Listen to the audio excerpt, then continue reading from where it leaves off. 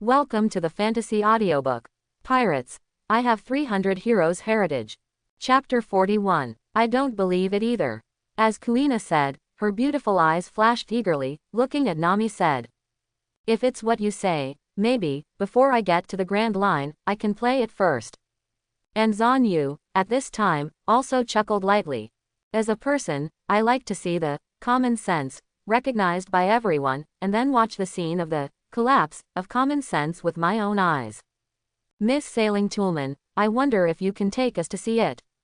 Although Zan Yu said this, Nami still saw Zan Yu's disdain for the fisherman in Arlong in Zan Yu's eyes.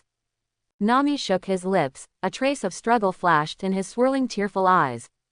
Maybe they can really beat Arlong. After all, Arlong's bounty is only 20 million Bailey, but the two people in front of him have a bounty of 8,000. When thinking of this, Kuina glanced at Zan Yu. Adding up a total of 80,000 Bailey's bounty, maybe it really can. At this moment, Zan Yu suddenly continued to say. Oh, by the way, as for letting go of Miss Nautical Toolman, that's impossible, you just give up. Hearing Zan Yu's words, the good feeling and gratitude that had risen in Nami's heart instantly disappeared, and he stood up and retorted loudly towards Zan Yu. I'm not a sailor. Even if you catch me now, I'll never do anything for you. Just give up. I hate pirates the most. On the other side, in Orange Town. As a pirate, Mr. Buggy actually has to pay for things himself. Buggy carried 4 or 5 bags of ingredients, and said with a displeased expression. And the stupid boss just now, who dares to bargain with Uncle Buggy? Humph. When Uncle Buggy recovers his freedom next time, I'll see if I don't bring his subordinates to snatch him all. How can it be repaired? Having said that, Buggy looked up at the surrounding streets who had gathered on both sides and pointed at the civilians of Orange Town, and cursed. And you idiots, you dare to watch Uncle Buggy, do you want to die? Do you want my uncle's buggy pirates to fire 2 buggy cannons for you fools? When the onlookers heard Buggy's words, their expressions all changed drastically. After a while, only Buggy was left in the entire street. Humph, it's almost there. Seeing that his words were still so powerful, Buggy nodded with satisfaction, and a refreshing smile appeared on his face like a circus clown. Boss Buggy. At this time, a little brother's voice suddenly came from behind Buggy. Unable to turn around, Buggy was taken aback by the lineup behind him. Seeing the hundreds of people in front of them carrying several bags of ingredients on their shoulders, and looking at their younger brothers feverishly, Buggy swallowed and asked. Are you? At this time, the younger brother who just spoke looked at Buggy frantically and said. Boss Buggy, when are we going to start? Buggy could feel that at the moment when the younger brother's words were spoken, everyone's gazes towards him became more and more frantic. However, Buggy himself was confused at this time and blurted out subconsciously. Do it. As soon as Buggy's voice fell, the younger brothers around him let go, and each said happily. Yeah, Boss Buggy, when are we going to attack that Kuina and that little white face? Yeah, Boss Buggy, kill Kuina and become famous all over the world. Didn't we still worry that we couldn't find this peerless sword girl yesterday? We didn't expect that we had only been discussing it for a while, but we bumped into her directly. So lucky. Boss Buggy, it's not too easy to take care of that Kuina with your ability. And when you do it, knock out Zan Yu's little white face. Make him unable to speak. Then hee. That's right, that evil spirit Zan Yu has a powerful mouth. As long as we knock him out at the very beginning, so that he can't speak, we've already won. Quote. Buggy watched his younger brothers discuss tactics so happily, a cold sweat oozes from his forehead. These guys are really, when you think of the power of a great swordsman, you may be cold as a group when you take a knife. And that Zan Yu, I always think he is the real hidden powerhouse. And the power that froze the sea that day, that power should be the legendary Logia frozen fruit power, and it should be Marine Admiral's power. That's right. But why does Zan Yu also have the ability to see one eye? No, should it be similar? And that temperament is definitely not something ordinary people can have. You idiots who don't know how to beat him are going to knock people out.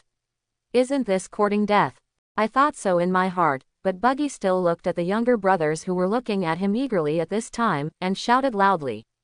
You guys, so stupid. You guys, So stupid. The little pirates of the Buggy Pirates who were eagerly discussing tactics suddenly stopped the discussion and looked at Buggy with puzzled expressions, wondering why their boss said that to them. At this time, Buggy continued to say loudly, "You guys. So stupid. So short-sighted. Kill Kuina and that devil. Be famous all over the world. Hee hee hee." All the younger brothers looked at Buggy, who threw the sack on his shoulders on the ground, folded his arms around his chest, with a mysterious, deep, confident and haughty side leaked Buggy looking up to the sky and laughing. "Boss, what do you mean?" Hearing the little brother's doubts, Buggy laughed louder and louder, and finally couldn't help but put his hands on his hips and laughed loudly. Hum hum, ha ha ha ha. Mr. Buggy suddenly found out that killing this peerless sword girl Kuina and that evil ghost Zanyu doesn't seem to be as powerful as we thought. When the younger brothers heard the words, the doubts in their eyes were even more intense. At this moment, Buggy shouted again, "Idiot, Kuina is just a great swordsman. In this world, although the number of good people is rare, it is nothing. Pluton Rayleigh, Golden Lion Shiki, Hawkeye Mahawk, Flower Beasta, great swordsmen, if you count them carefully, there are at least a dozen or even dozens of them. And Kuina is just a newbie among these people. Killing a Kuina can shock the world. Far from enough. What I want to kill is the only one in the world. The strongest in the world. Whitebeard, the man who can make a child stop crying just by his name. One of the 4 emperors sitting in the new world, the strongest man in the world. Only by killing him, the name of the great Uncle Buggy can truly resound throughout the sea. Do you understand, idiots?" A group of pirate younger brothers listened to Buggy's declaration, and one by one was also completely boiling, howling. "Ow." As expected of the boss of Buggy, the vision is far beyond what I can expect. Boss Buggy is mighty. Cut. I thought that the great swordsman who was offered a bounty of 80 million Bailey was so powerful, but there are so many swordsmen like Kuina in the world. She is not worthy of being a stepping stone for the boss of Buggy. Yes, there are so many great swordsmen, but I haven't even heard of one.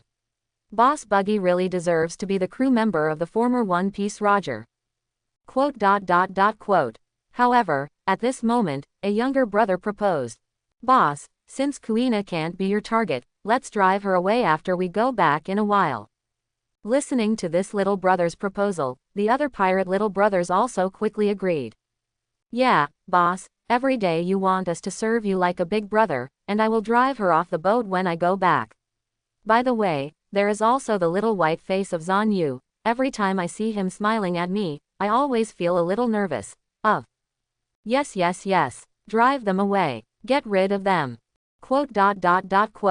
Shut up, you idiots. Buggy interrupted the shouts of the younger brothers with a loud shout, and continued. "You idiots, you can't think, why didn't your great Mr. Buggy kill them sooner, and have you come to propose? Lousy is going to kill Whitebeard's men in the future. Because Lousy's strength is not afraid of Whitebeard at all. But what about you? If Lousy goes to challenge Whitebeard and no one will protect you, Whitebeard's men will be enough to kill you all. Therefore, in order to have someone to protect you when Lousy challenges Whitebeard in the future, Lousy has been pretending to be a coward since yesterday, just to keep them on the boat. And now you actually say you want to drive them away. When will you idiots understand the good intentions of the uncle, eh?" When it comes to this, Buggy may have imagined his own words, and was moved to tears by himself. Only then did all the younger brothers understand the hard work of their boss, and all of them were moved to tears in an instant. "It's really hard on you, boss. It's us who's holding you back, boss, woohoo. Woo. Okay, guys, for our boss's painstaking efforts, from today onwards, let's follow the orders of those 2 people. We must not let the boss's painstaking efforts and grievances go to waste.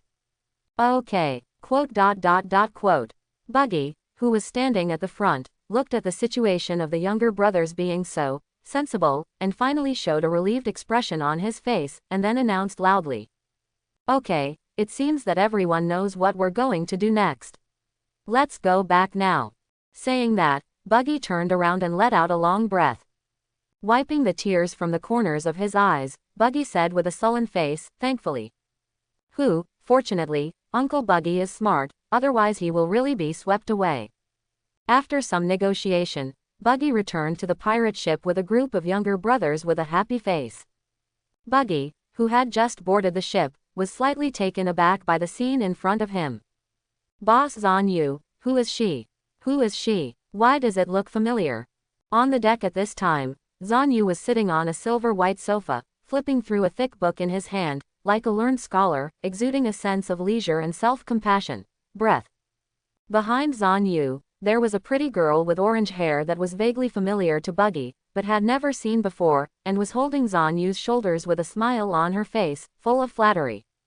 On the other hand, Kuina, who was leaning against the railing with Minazuki in his arms, looked at Zanyu, who was reading a book, and then at Nami, who was kneading Zanyu's shoulders with a gentle smile, and couldn't help but sigh. Nami, didn't you say you hate pirates before?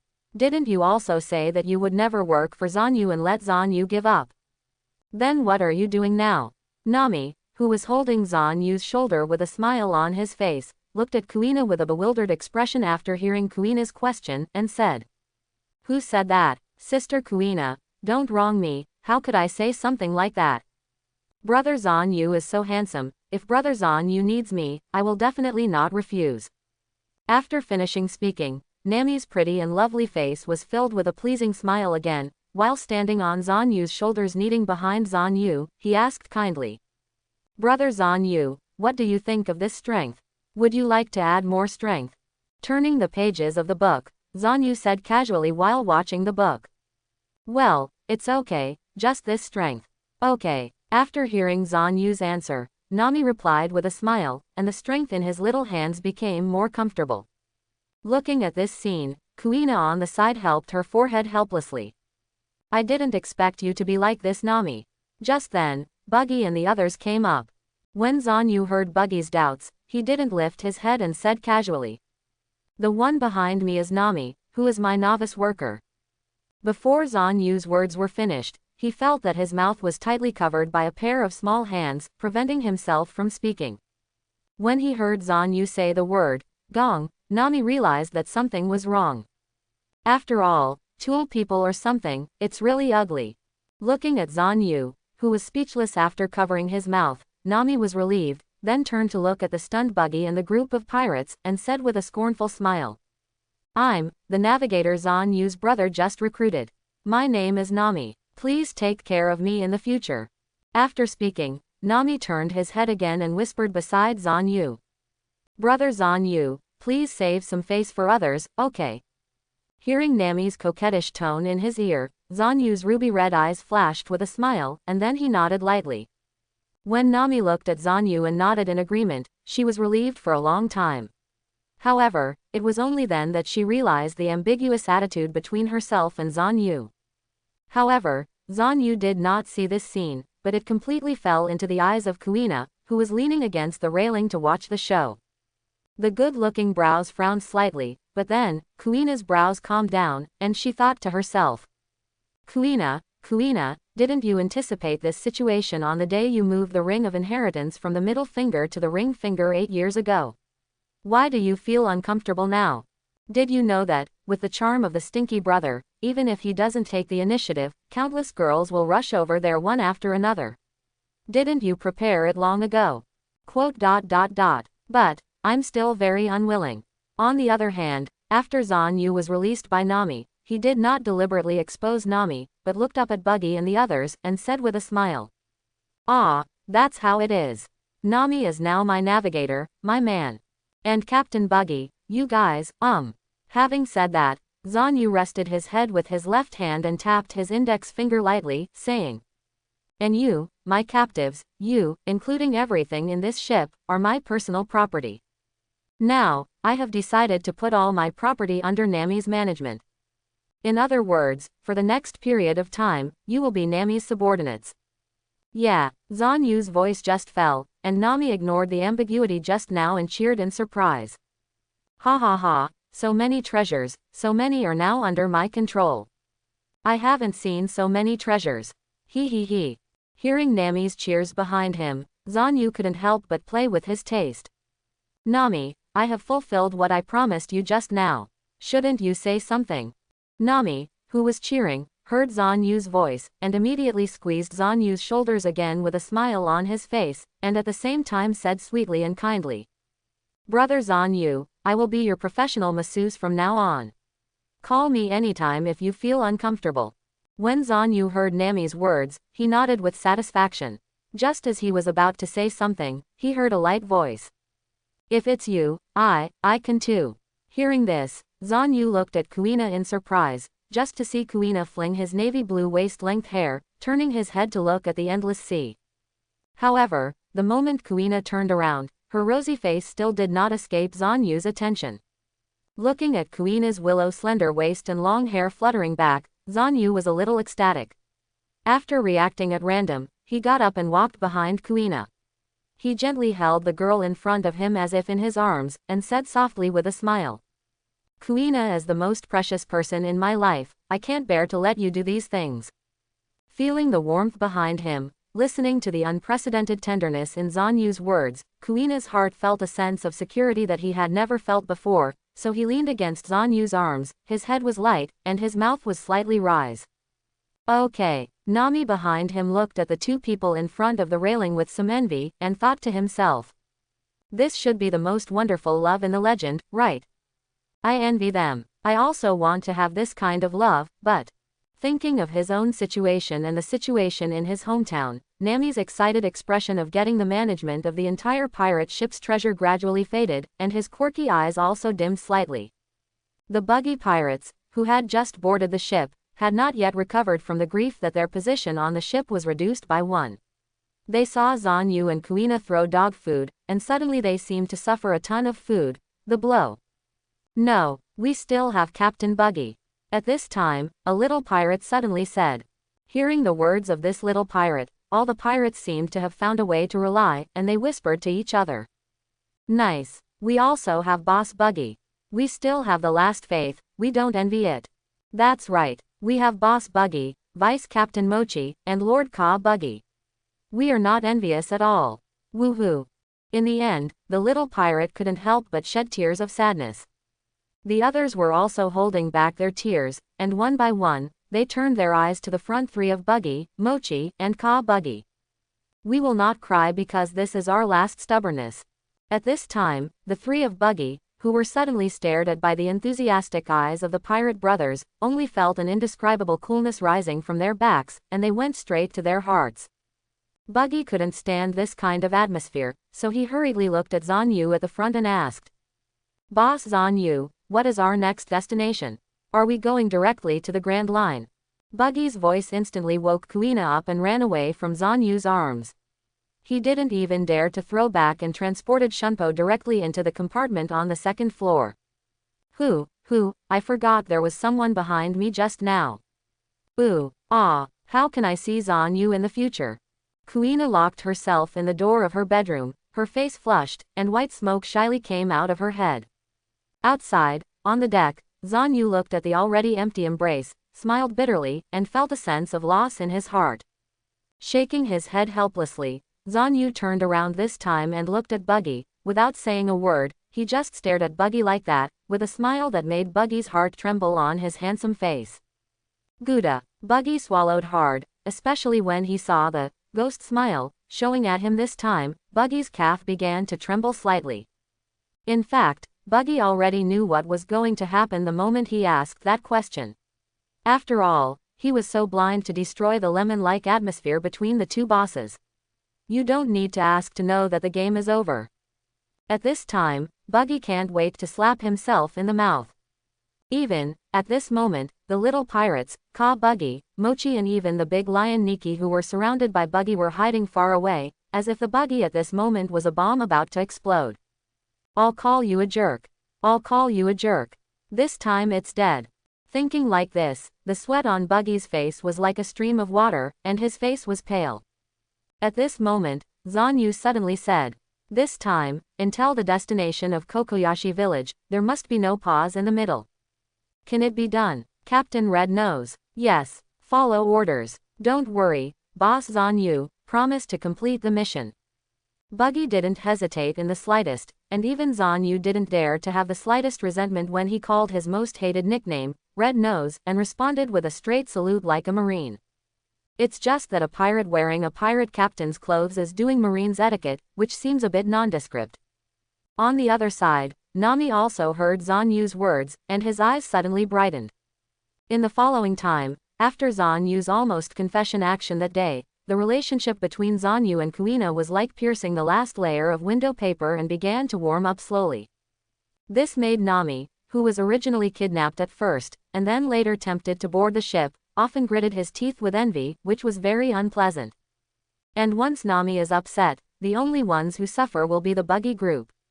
Hey, who is that? Come on up and wipe the deck. Smell a rancid smell of love. Humph. And you, hurry up and mend the wound on the boat in the corner over there. Buggy, what are you doing? Who let you sit on that big chair? I don't know what the status of the boat is. Card Buggy, you, Mochi, take your pet, quote. For a time, all the pirates on the whole ship were miserable. Buggy, Ka Buggy, and Mochi often grit their teeth and look at Nami's back with tears in their eyes. Now in the Buggy Pirates, Nami has successfully been promoted to the second female demon. No, boss, I remember. Looking at Nami's back again with gnashing teeth, Ka Buggy suddenly seemed to think of something, grabbed Buggy beside him who was also looking at Nami's back with a lifeless face, and said with a look of surprise. When Buggy heard Ka Buggy's words, he didn't care, he continued to grit his teeth and looked at Nami's back, and asked. Oh, yes, congratulations on what you thought of, it proves that your brain can continue to be used. Seeing such a morning boss of Buggy, Ka Buggy grabbed Buggy's shoulder and shook it vigorously, and said at the same time. Boss Buggy, you gotta cheer up, you're our great Captain Buggy. Also, I already think of this Nami. Just when Buggy was about to continue speaking, he saw Buggy, who had been shaken by him, turn around in an instant, and made a mute gesture to himself. Shish. Before Ka Buggy could react, he heard the voice of evil female Nami coming from a distance. Hey, the three over there, Buggy, Card Buggy, Mochi. The moment they heard Nami's voice, the three body trembled subconsciously, and then they turned stiffly and looked at Nami. Buggy asked kindly, Miss Nami, what are your orders?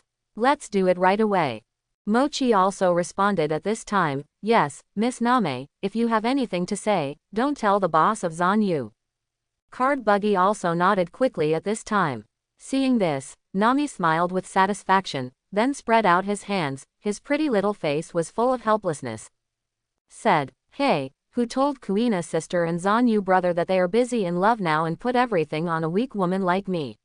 It's really hard to say. Hearing this, the three of them nodded stiffly in agreement. Hempeg, every day I see you instructing us to do this and that, you are a hammer.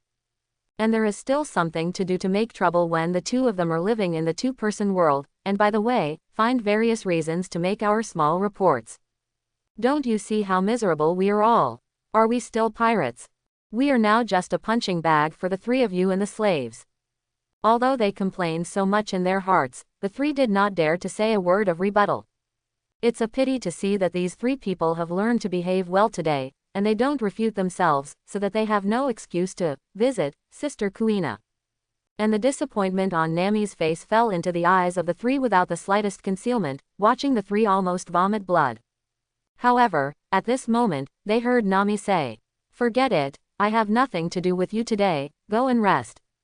After speaking, Nami walked into the cabin and walked towards the warehouse where the treasure was stored.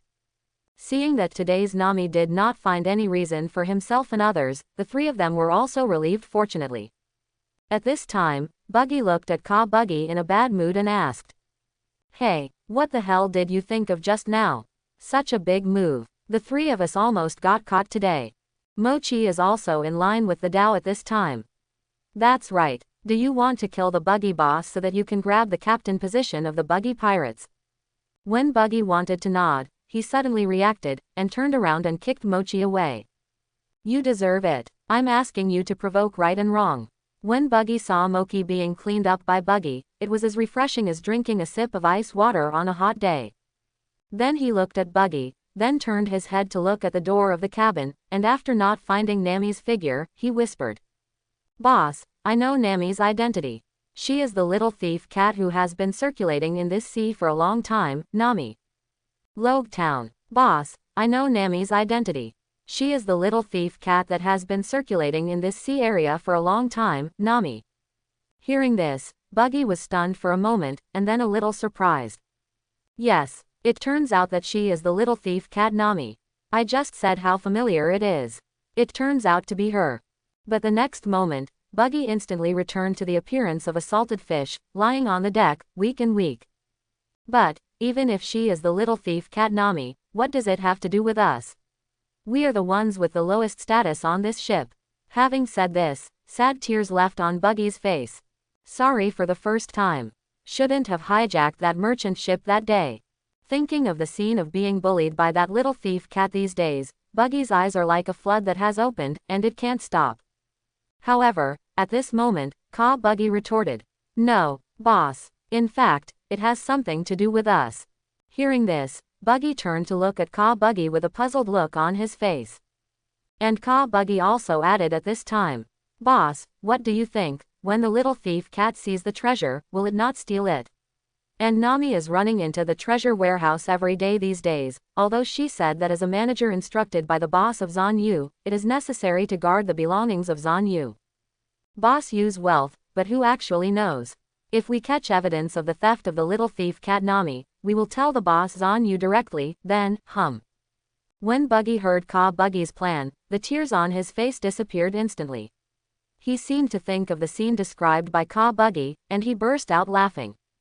Hey, let her know when the time comes, my Uncle Buggy is amazing. Hey.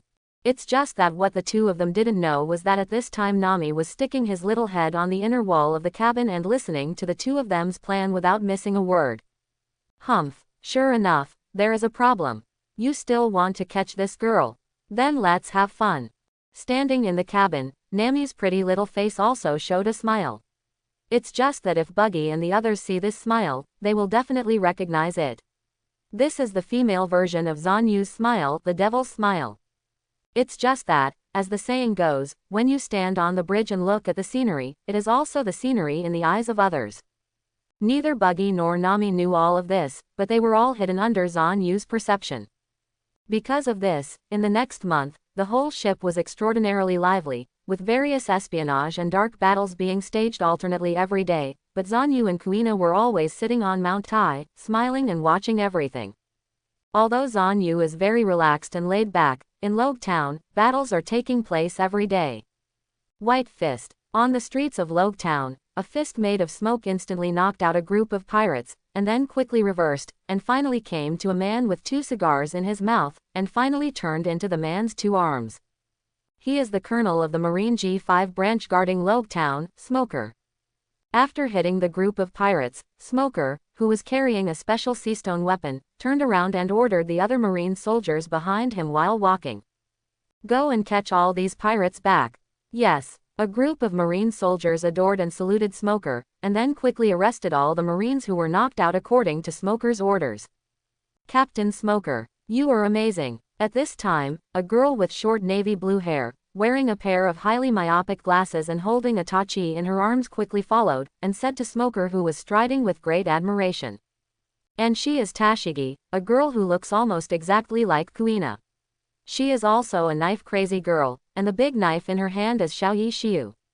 With you guarding Logue Town, the civilians in Logue Town can live at ease, and don't have to worry about any pirate invasion. When Smoker heard Tashigi's words, his face turned a little dignified, and the cigar in his mouth was burning faster. Yeah, Tashigi, you're wrong. Tashigi stroked his glasses in a silly manner when he heard Smoker's words, and asked in confusion. Captain Smoker, why do you say that? Haven't you captured all the pirates who landed in Logue Town? Hearing this, the smoke ring around Smoker was a bit thicker, saying, I caught these guys with a reward of no more than 10 million Baileys. They are just a few small fish, the real sharks and crocodiles are coming soon.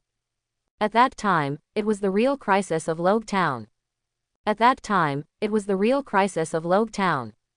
Hearing this, Tashigi's pretty face became even more puzzled and asked, Hey, Captain Smoker, listening to you, I seem to have noticed that there are quite a few pirates who have come to Logue Town recently. And most of them seem to be swordsmen, but their swordsmanship is just average. By the way, Captain Smoker, what happened recently? Why is the number of pirates increasing so much?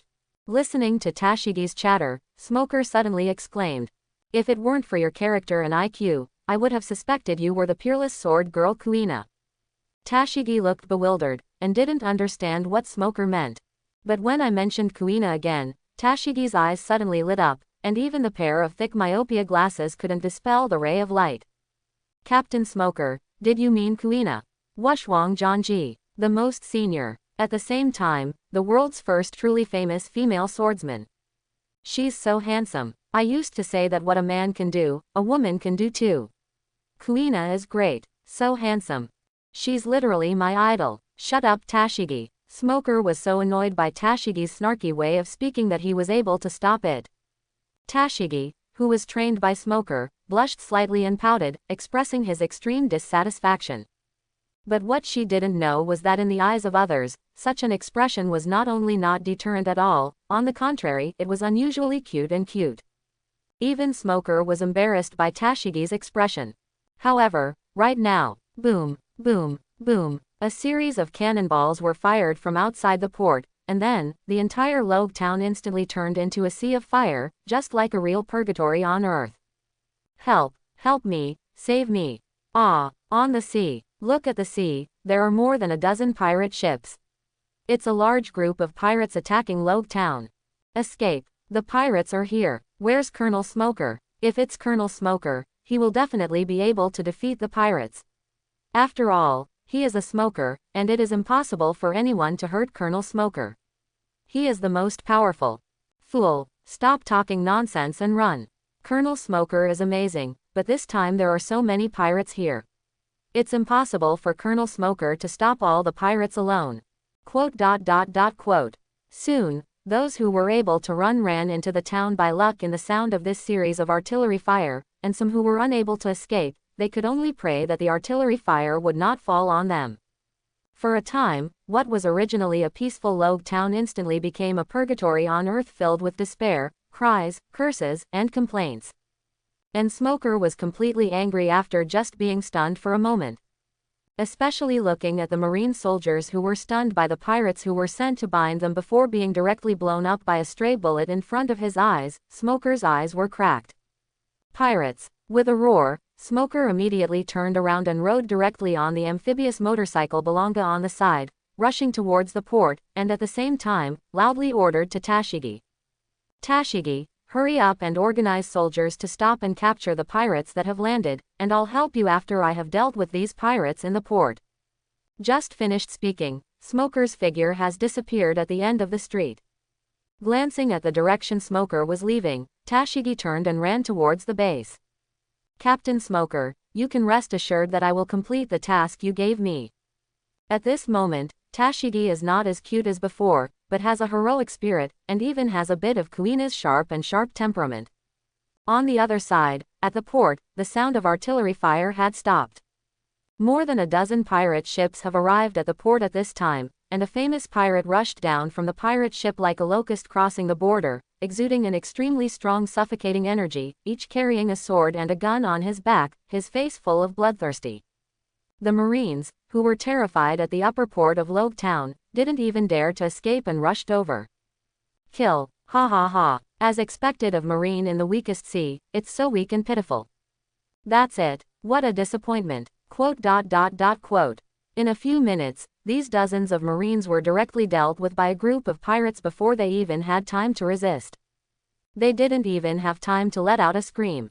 At this time, on the pirate ship in the port, a huge blood-colored flag fluttered in the wind. On the largest pirate ship in the port, a huge blood-colored flag fluttered in the wind.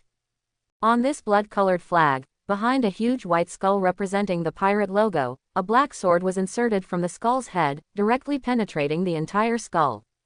This pirate flag represents the Quick Sword Pirates. And the captain of this pirate group is a pirate with a bounty of up to 120 million Baileys, Quick Sword, Tim Langton. Paramesha accelerates the owner of Devil Fruit. I heard that there is a marine who claims to be the strongest in the entire East Blue. A middle-aged man wearing a pirate captain's coat with a long scar on his face was holding a large sword in his hand.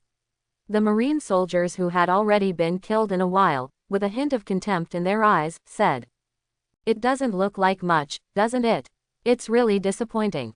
The so-called strongest, is Marine blowing it out. It's really a consistent trick.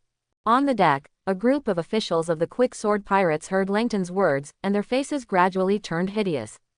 Hey, boss, what kind of shit is the strongest marine? He's obviously just a guy from the weakest sea. That's right, Yamanaka has no tigers, monkeys dominate, and the sea of the weakest. Except for the kendo geniuses like Kuina, the recently rumored Wushwangjianji, how many people can become strong? As for marine, that's even worse. It's possible. That's right. This time, it's time for these flowers living in the greenhouse to be baptized by the heavy rain from the Grand Line. Hey. If you don't understand the cruelty of Grand Line, you are not qualified to be called a strong man. Standing on the railing, the fast sword Langton listened to the words of the cadres behind him, and a bloodthirsty grin gradually appeared on his indifferent face, and he directly ordered. Okay guys, this is the end of the discussion. Now everyone, bring their own men and fully occupy Logue Town for Lousy. If there is resistance, they will be killed without mercy. Let's just stay here and wait for that peerless sword girl to come. If she is interested in joining our quick sword pirates, that's all. If she is not, then she will become a stepping stone for my quick sword Langdon's fame. Quote. Superior. Yes, boss. After all the cadres responded in unison, they all led the little pirates to land in the port and spread to the entire Logue Town. On the other side, when Smoker rode his car, Bilunga, to the port, he saw the bodies of dozens of marine soldiers and many ordinary people. Smoker's forehead burst with blue veins, and even the 2 cigars in his mouth were bitten off by Smoker subconsciously at this moment, and fell to the ground. You bloody criminals. Today I, Smoker, will arrest you all, even if I risk my life and honor. With a loud roar, Smoker turned into smoke and charged towards the group of pirates who were still slaughtering at the port. White smoke launcher. The pirates who were holding the big knife in their hands frantically snatch, destroy, and kill some civilians in the port who had not had time to escape. When they heard Smoker's shout, they all stopped their movements and went straight to the direction of the sound. Look. The next second, they saw the man behind him who was puffing white smoke holding a strange weapon, and instantly knocked out one of their unresponsive accomplices. Suddenly, these people are also angry. This guy dares to take the initiative to provoke our quick knife pirates. Tired of living? Go, kill this guy. A small colonel of Marines branch dares to take advantage of his prestige in front of our quick knife pirates. Kill him. Quote. Seeing the pirates rushing towards him with big knives and shouting, the smoke around Smoker became more and more dense. White. Blast. At this moment, Smoker roared, his whole body turned into smoke and shrouded all the surrounding pirates. And the pirates who were shrouded in this thick smoke suddenly felt that the surrounding air was choking, and it was a little difficult to breathe. This guy is Logia Devil Fruit, Smoke Fruit ability. Cough, there is so much smoke in the surrounding air that I can't breathe. Cough. No wonder it is called the strongest marine in East Blue. It's actually a Logia Fruit person. Now, cough, what should I do now? Quote. Just when the pirates were swearing, the white smoke that was shrouded in the surroundings turned into a violent tornado in an instant, blowing all the pirates into the sky with screams. Puff. Countless landing sounds rang out, and all the pirates who were clamoring for them fell from the sky one by one. With luck, they fell on the ground of the port, and with bad luck, they fell directly into the sea and fainted. Puff. Countless landing sounds rang out, and all the pirates who were clamoring for them fell from the sky one by one. With luck, they fell on the ground of the port, and with bad luck, they fell directly into the sea and fainted. Until then, countless white smoke reconvened from all directions, and finally condensed into Smoker's body. Who? Smoker, leaning on his seastone weapon, knelt down on one knee, gasping for breath, sweat on his forehead. I finally caught all these pirates. With some difficulty, he raised his head and glanced at the pirate who was dizzy on the ground. Smoker breathed a sigh of relief, but feeling the condition of his body, Smoker couldn't help but secretly said in his heart.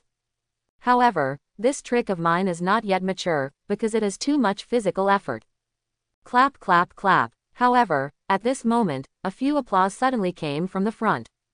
Smoker was startled, resisting the exhaustion of his body and trying to stand up with the seastone weapon. Looking in the direction of the sound, I found that on the largest pirate ship moored in the port, 3 figures were standing there looking down at themselves. Is there anyone else? Smoker gritted his teeth and said. At this time, I heard a voice from above again. So, you're the Marine who was rumored to be the strongest in East Blue. The Smoker. In the next second, the sound of whoosh broke through the air, and Smoker's intuition flashed before his eyes, and then 3 figures appeared in front of him. So fast, Smoker's eyes narrowed, his expression more solemn. The middle-aged man with the scarred face of the captain looked at the middle-aged man who was standing at the front among the 3 with his eyes fixed. You are a pirate with a bounty of 120 million Baileys, a quick sword, Tim Langton. The owner of Paramesha accelerates devil fruit. Aren't you in the New World? How did you come to East Blue? Oh, so my name has entered the land of the 4 seas. This is really surprising. Even so, Langton's scarred face showed no sign of surprise at all. Looking indifferently at Smoker, whose footsteps are trembling slightly, Langton said. Speaking of which, I had just returned to the first half of the Grand Line from New World, but I didn't expect that you, East Blue, would have such a talented person, a great swordsman with a bounty of 80 million Baileys, hee. In this regard, I am also very curious, does the little girl who you Marine call the unparalleled swordsman, really possess the strength of a great swordsman? And I want to try, can the so-called great swordsman's sword be faster than me, the sword of Langton? After listening to Langton's words, Smoker calmly recovered his strength, and secretly said in his heart, no, only 40% of the strength will be recovered, and we need to continue to delay time. In reality, Smoker looked at Langton with disdain and said with contempt. Tisk, want to try if the sword of the great swordsman can outshine your sword? Then why don't you go to Hawkeye to try? But you went to East Blue to find Wushwang Jianji. To put it bluntly, you just know that it is impossible for you to beat Eagle Eye as a great swordsman. But when you see Kuina, the unparalleled swordsman, firstly, you doubt whether Kuina really has the power of a great swordsman, and secondly, you think that even if Kuina has the power of a great swordsman, it must be the first step into the realm of great swordsmen. Plus Kuina is a woman and her body is too young, so you came to East Blue to find Kuina, right? Because only in the face of her, you have the slightest chance of success in the challenge, and you can be famous. To put it bluntly, aren't you just bullying the soft and afraid of the hard? When Smoker wanted to continue speaking, he was directly interrupted by Langton, who was already annoyed by Smoker's words. Shut up. Immediately afterwards, I saw a green light flashing on Langton's face, who was blue and white. In the next second, Langton's body appeared less than 2 meters in front of Smoker as if teleporting, and said with a grim expression. Smoker, die for lousy. Quick sword. 1 strike. Oops. Smoker saw the fleeting blackness on the blade that Langton slashed, and subconsciously raised his weapon to block it. However, before he could lift his weapon, Langton's blade had already fallen from Smoker's body. However, at this critical moment, a figure in a strong suit instantly appeared behind Smoker, directly picked up Smoker's back collar and threw Smoker aside. At the same time, a swarthy fist slammed directly at the chopped blade. Crack! Langton looked at the half-cut knife left in his hand and was stunned for a while. At this time, he only heard an old but powerful voice ringing in his ears in front of him. East Blue is a symbol of peace on the sea. How can you allow your group of pirates to act indiscriminately? Hearing this sentence, Langton raised his head subconsciously, but only had time to see a figure with a dog's head mask.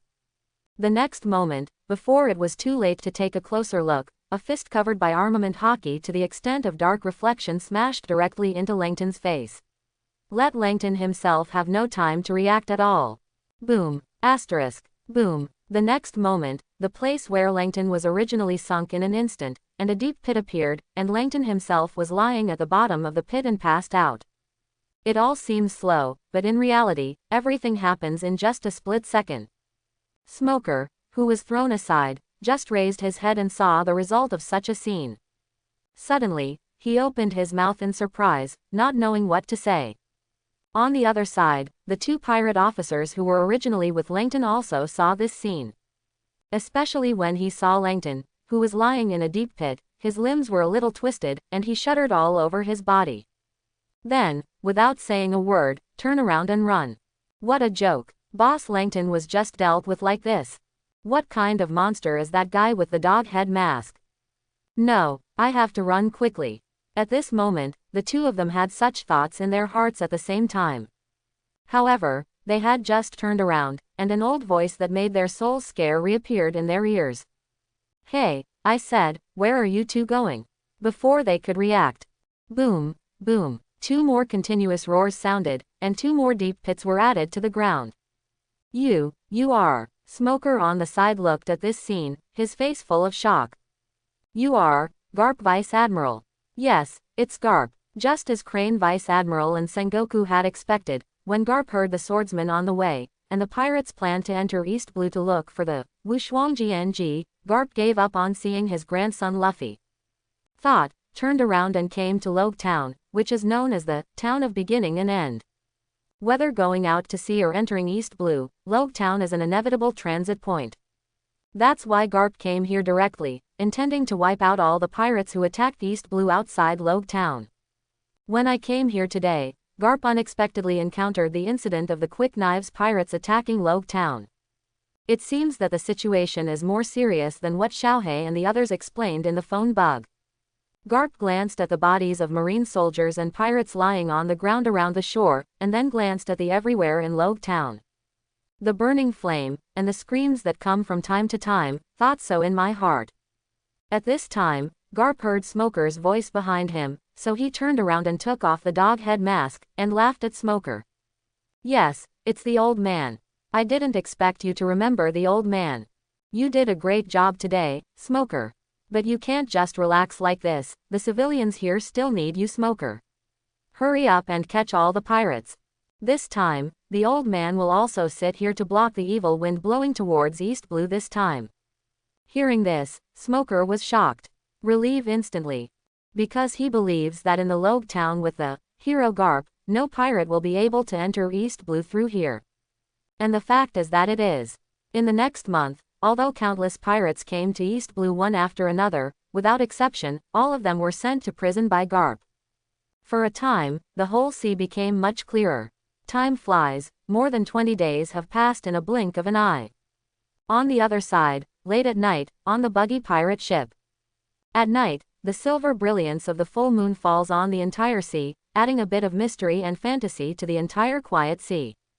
However, at this time, when everyone was resting, a shadow quietly carried a large wooden box and sneaked to the deck. I didn't expect that 70 million Bailey's banknotes would be so heavy. He Ying finally moved the wooden box to the railing, wiped his sweat and sighed softly. However, so many Baileys, plus the money saved before, is almost enough. Thinking of this, the shadow seemed to be full of strength again. He found a rope, tied one end to the wooden box, and grabbed the other end in his hand. Then, the wooden box was slowly hoisted out of the fence. And directly below, there is actually a small wooden boat parked.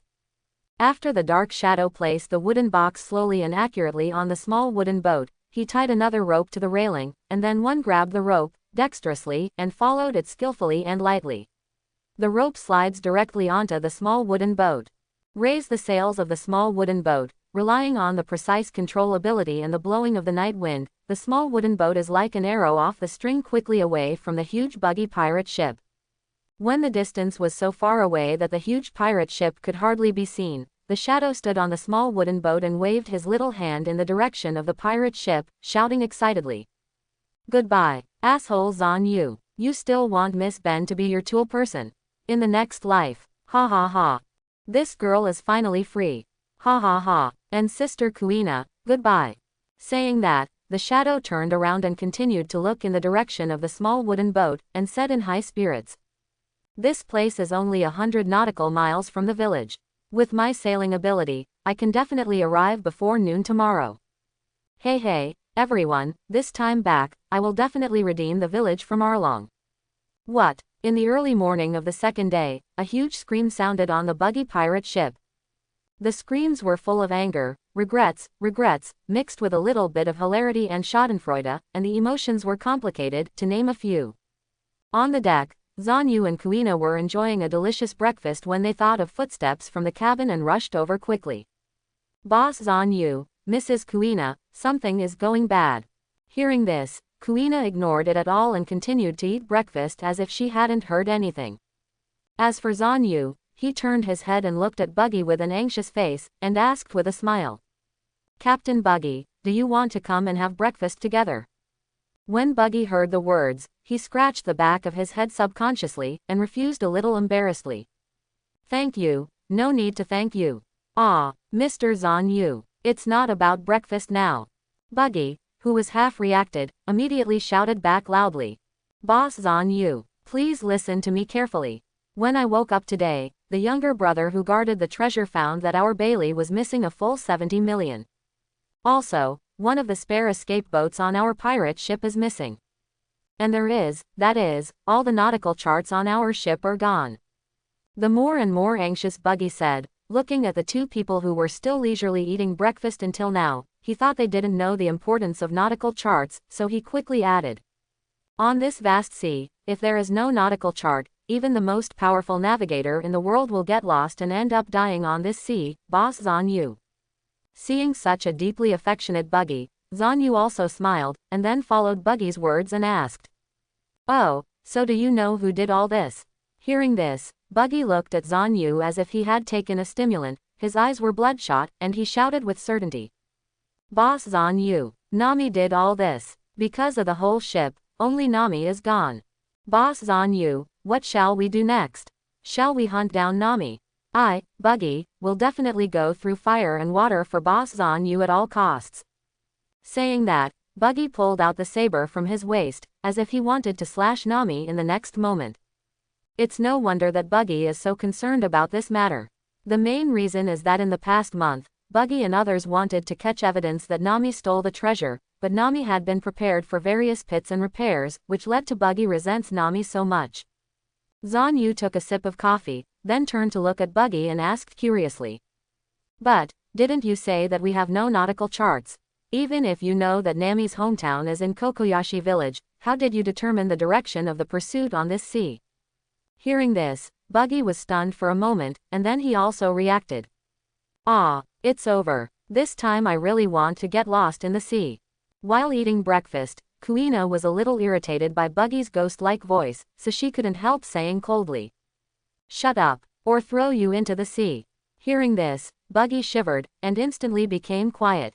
Zanyu watched this scene, smiled, then raised his hand, pointed in one direction and said to Buggy. Captain Buggy, ask your men to follow the direction I'm pointing, Kokoyashi village, less than 100 nautical miles ahead.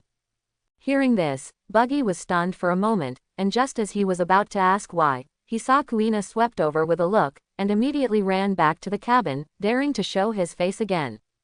Humph. Looking at this scene, Kuina glanced at the small mouth, and was not eating breakfast. Some dissatisfaction glanced at the direction of the cabin, and said unhappily. This guy is right. A good breakfast time was ruined by this guy. Zanyu just smiled when he heard the words, put a cup of steaming coffee on the table in front of Kuina, and said with a light smile. Have a cup of coffee to relieve your breath. Rolling a glance at Zanyu, Kuina looked serious, looked at Zanyu and said worriedly. Nami just went back alone, is it really okay? Will it be dangerous? Why don't we hurry over there? I'm a little worried, Sister Nami. However, Zanyu shook his head, his ruby red eyes were a little deep, and said. Yeah, this time is the chance for Nami to fully awaken the legacy heroes, and we can't intervene. As for the danger, although it is possible, it will not threaten Nami's life, because that Murloc Arlong still wants to rely on Nami to draw a nautical chart. He can't really harm Nami's life. And general injuries, for you, Kuina, it's just a piece of cake. Having said that, Zanyu stood up, walked to the railing with a cup of coffee, looked at the sea in the early morning, his expression was also a little dignified, and said. This is the key to whether Nami can truly awaken and become a strong man. Everything depends on Nami himself. However, Kuina, who was still sitting in the chair at this time, rolled her eyes while listening to Zanyu's words, and directly pierced Zanyu's disguise in annoyance, saying. Cut, didn't Sister Nami scolded you last night when she was leaving? You have been together for so many years, what can you hide from Miss Ben? It's obvious that I'm careful to hold grudges, and I still say that I'm so tall, it's true. Kuina's voice fell, and a cough suddenly sounded on the boat. PFF, cough cough. Near noon, outside the Kokoyashi village, a small wooden boat gradually approached. Nami on the small wooden boat looked at the approaching village with a sincere smile on her pretty little face. Such a smile is impossible for Nami to appear in the outside world. Finally home. Ajien, Nuo Chigao, and everyone, from today onwards, our village will belong to us. Nami smiled happily, not even aware of the fine sweat on her pretty little face due to the noon sun. However, when Nami walked into the village with a heavy suitcase, only a few people on the street saw Nami sweating and panting, but no one came up to help. Instead they all, cold eyes, after scanning Nami, as if seeing a plague god, he hurried into the house and closed the door. In an instant, the entire street became deserted, and a breeze blew through, blowing up bursts of dust. Looking at this scene, the smile on Nami's small face gradually froze. When he opened his mouth and wanted to say something, nothing came out in the end. But at this moment, Nami's expression gradually decreased. However, at this moment, a familiar door opened. Nami turned his head and looked towards the familiar door. I happened to see a middle-aged man wearing a security uniform, a certain security officer hat, and a mustache opened the door and came out. Nami subconsciously shouted in surprise, "Uncle Ah Jien." However, security officer Ah Jien also discovered Nami at this time, and without waiting for what Nami was saying, he turned around and closed the door again. Seeing this, the surprise on Nami's little face completely froze, and an unspeakable bitterness arose in his heart for a while. "It's okay Nami, everyone just treats you as Arlong's accomplice, that's why it's like this. As long as you redeem the village from Arlong and everyone can live their happy lives again, everyone will forgive you. Yes, they will definitely understand you, you have to be strong. You have come to the brink of life and death for so many years, and you have collected enough money to redeem the village. There is only one last step to success now, Nami. You haven't cried for so many years, and you must not cry today. You have to laugh." Nami so comforted herself in her heart. Nami held back the tears in her eyes and kept them from flowing out. Gritting his silver teeth, Nami's eyes gradually became firmer, holding the heavy wooden box and walking towards his and Nuo Chigao's home step by step. However, what Nami didn't know was that just after the sound of her footsteps became smaller, the doors on both sides of the street that were originally closed, the windows were quietly opened with a small slit. And behind those small slits, there are pairs of distressed and concerned eyes. Nami, however, including what Nami, Aegean and all the villagers did not find, in a corner of the street, a kissing Murloc watched the back of Nami leaving, especially on the big box that Nami was holding in his arms. He took a few glances, then turned around, and walked towards a tall building on the other side of Coco West Village with a sinister smile on his face. It is exactly the tweet of one of the 3 cadres of the evil dragon pirates. A few minutes later, Ju came to the evil dragon paradise and found Arlong, who was enjoying the food with other Murlocs. He reported with a sinister smile, "Boss, Nami, back to sip." When Arlong heard Ju's report, he immediately turned to look at Ju and asked playfully, "Ju, how did our Miss Navigator get this time?" The other Murlocs laughed when they heard Arlong calling Nami Miss Voyager. It's just that their smiles were filled with naive disdain for Nami. And Ju is also laughing Kaido. "Ha ha ha, boss, this time our navigator Miss Nami's harvest seems to be quite good." When it came to Miss Navigator Nami, Chu also deliberately deepened his tone, and the strong sarcasm was self-evident. Arlong was a little surprised when he heard this. What a good method. "Boss," Nami came back this time with a large wooden box, and looking at Nami's laborious appearance when walking with the wooden box, there should be a lot of money in it. As he said that, he simply repeated the situation just now. Listening to Tweet's story, Arlong's eyes lit up, then he stood up and shouted to the other Murloc pirates, "Let's go, our Miss Navigator has a good harvest today, so let's teach this companion a truth. That's the law of the week. Of course, after paying Nami this reason, we will collect some tuition fees by the way. This is not too much, right?" When the Murlocs heard Arlong's words, they all laughed. "Ha ha ha, teaching people things, charging people tuition fees, it's just right, boss, it's not too much." "Not bad, boss, let's go and tell Nami the reason, ha ha ha." I really want to see Nami's little expression at that time, ha ha ha. Quote. Listening to the coaxing of his subordinates, Arlong also said randomly. If that's the case, then, let's go. After finishing speaking, Arlong took all the members of the dragon pirates and walked aggressively towards Nami's house. On the other hand, at this time Nami has returned to his home. Nochigao, come and help me. It's heavy. Nuo Chigao, who was cooking in the house, heard the familiar voice of Nami from the yard that he had not heard for months, and immediately dropped the kitchen knife in his hand and ran out immediately. Nami. The moment he saw Nami, Nuo Chigao's eyes filled with tears. Especially looking at Nami's sweaty face sitting on top of an unfamiliar wooden box and panting, Nuo Chigao's eyes are full of distressed look. Without further ado, Nuo Chigao ran over and hugged Nami, not caring at all that Nami was soaked with sweat at the moment, and wrapped his hands tightly around Nami's neck.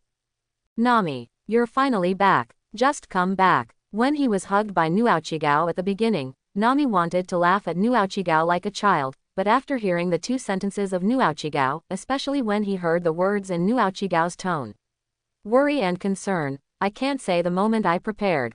At this moment, Nami's intuition warmed his heart, and at the same time determined that his efforts over the years were not in vain, and it was indeed correct. Patting Noki Gao's shoulder, Nami finally smiled cheerfully. Nuo Chigao, don't be like this, I'm sweating so hard right now, let me go first, I'm going to take a bath.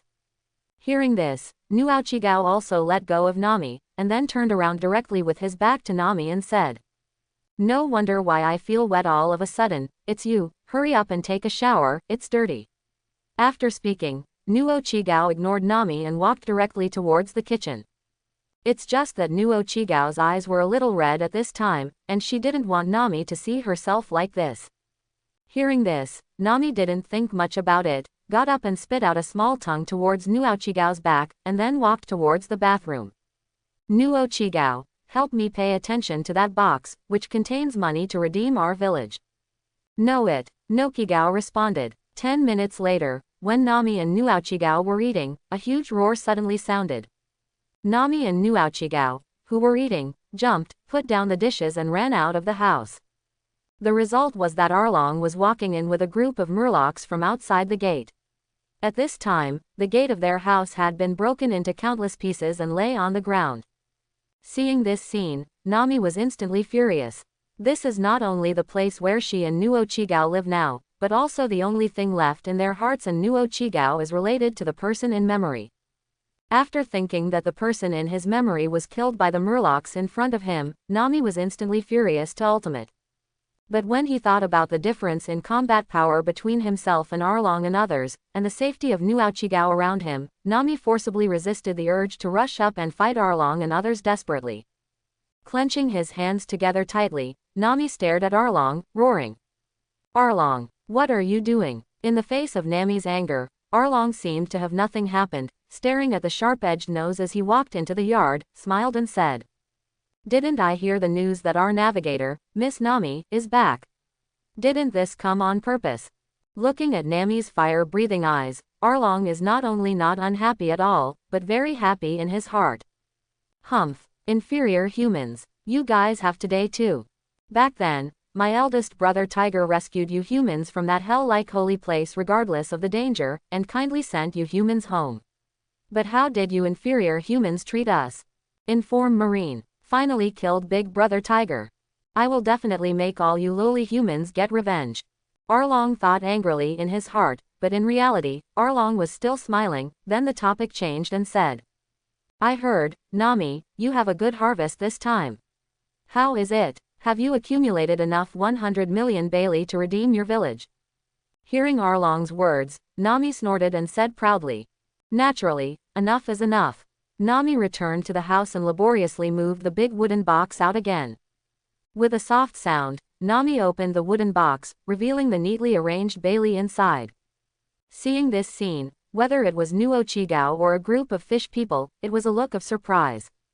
0. Nami, it's amazing. I thought Nami had collected some Baileys to store, but I didn't expect that Nami brought back so many Baileys this time. This time, plus the Bailey that Nami brought back before, it's definitely enough to redeem the village.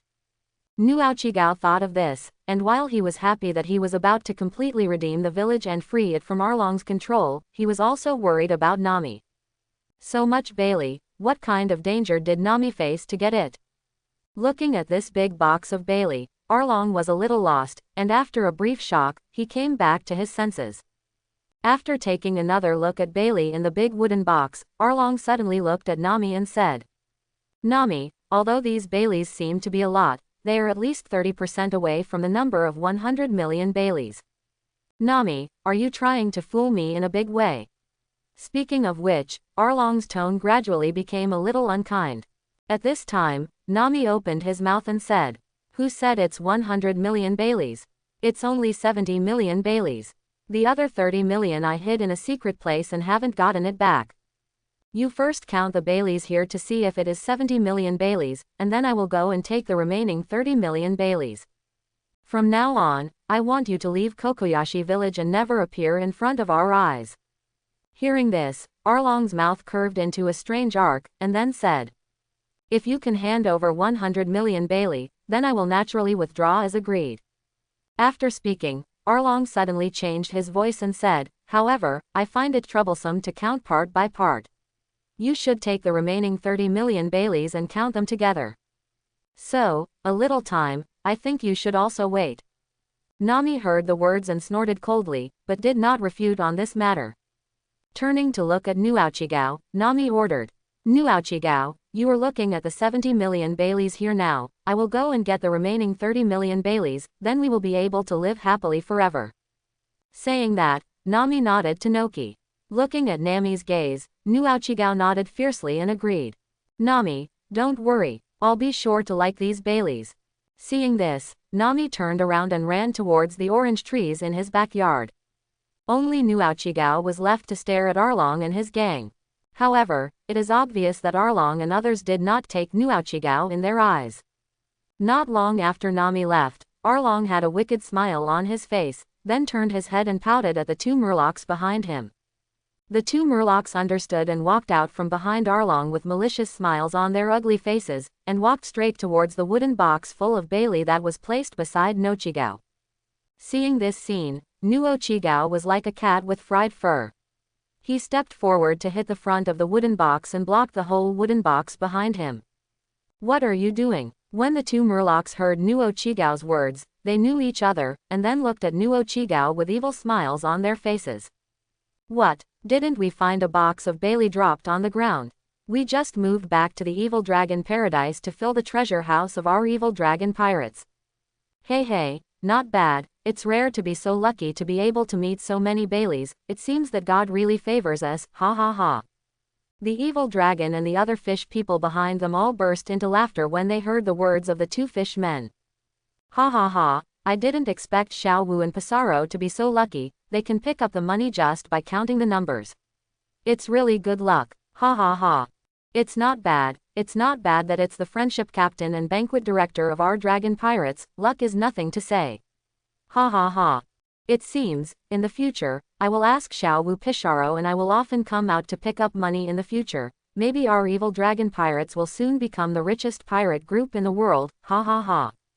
Arlong also laughed when he heard the ridicule of his subordinates. On the opposite side, Nu Aochigao was trembling with anger as he listened to the shameless speeches of these Murlocs.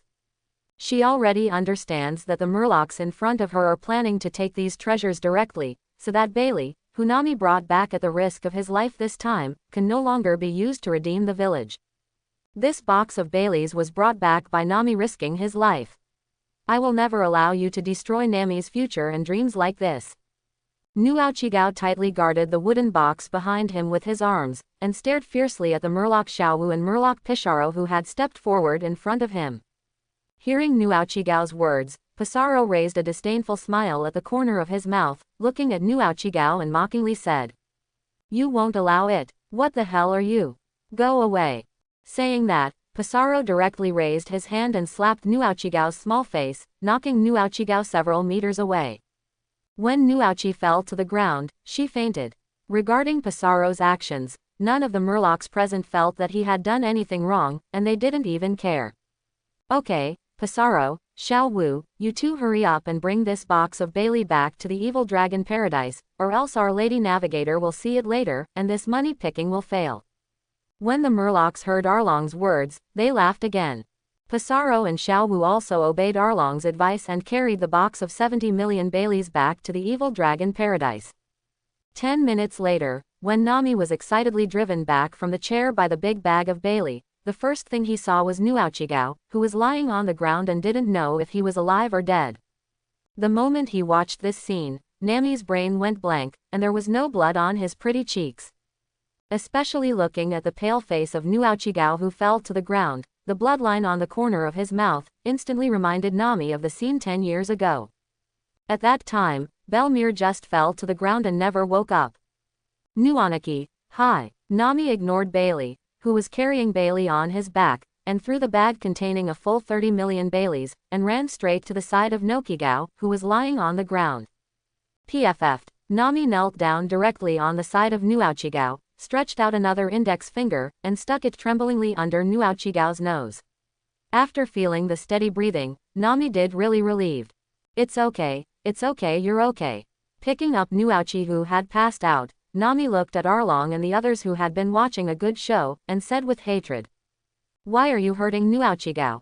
Looking at Nami's hateful eyes, Arlong's intuition is very refreshing, which makes him have an alternative pleasure of revenge for human beings.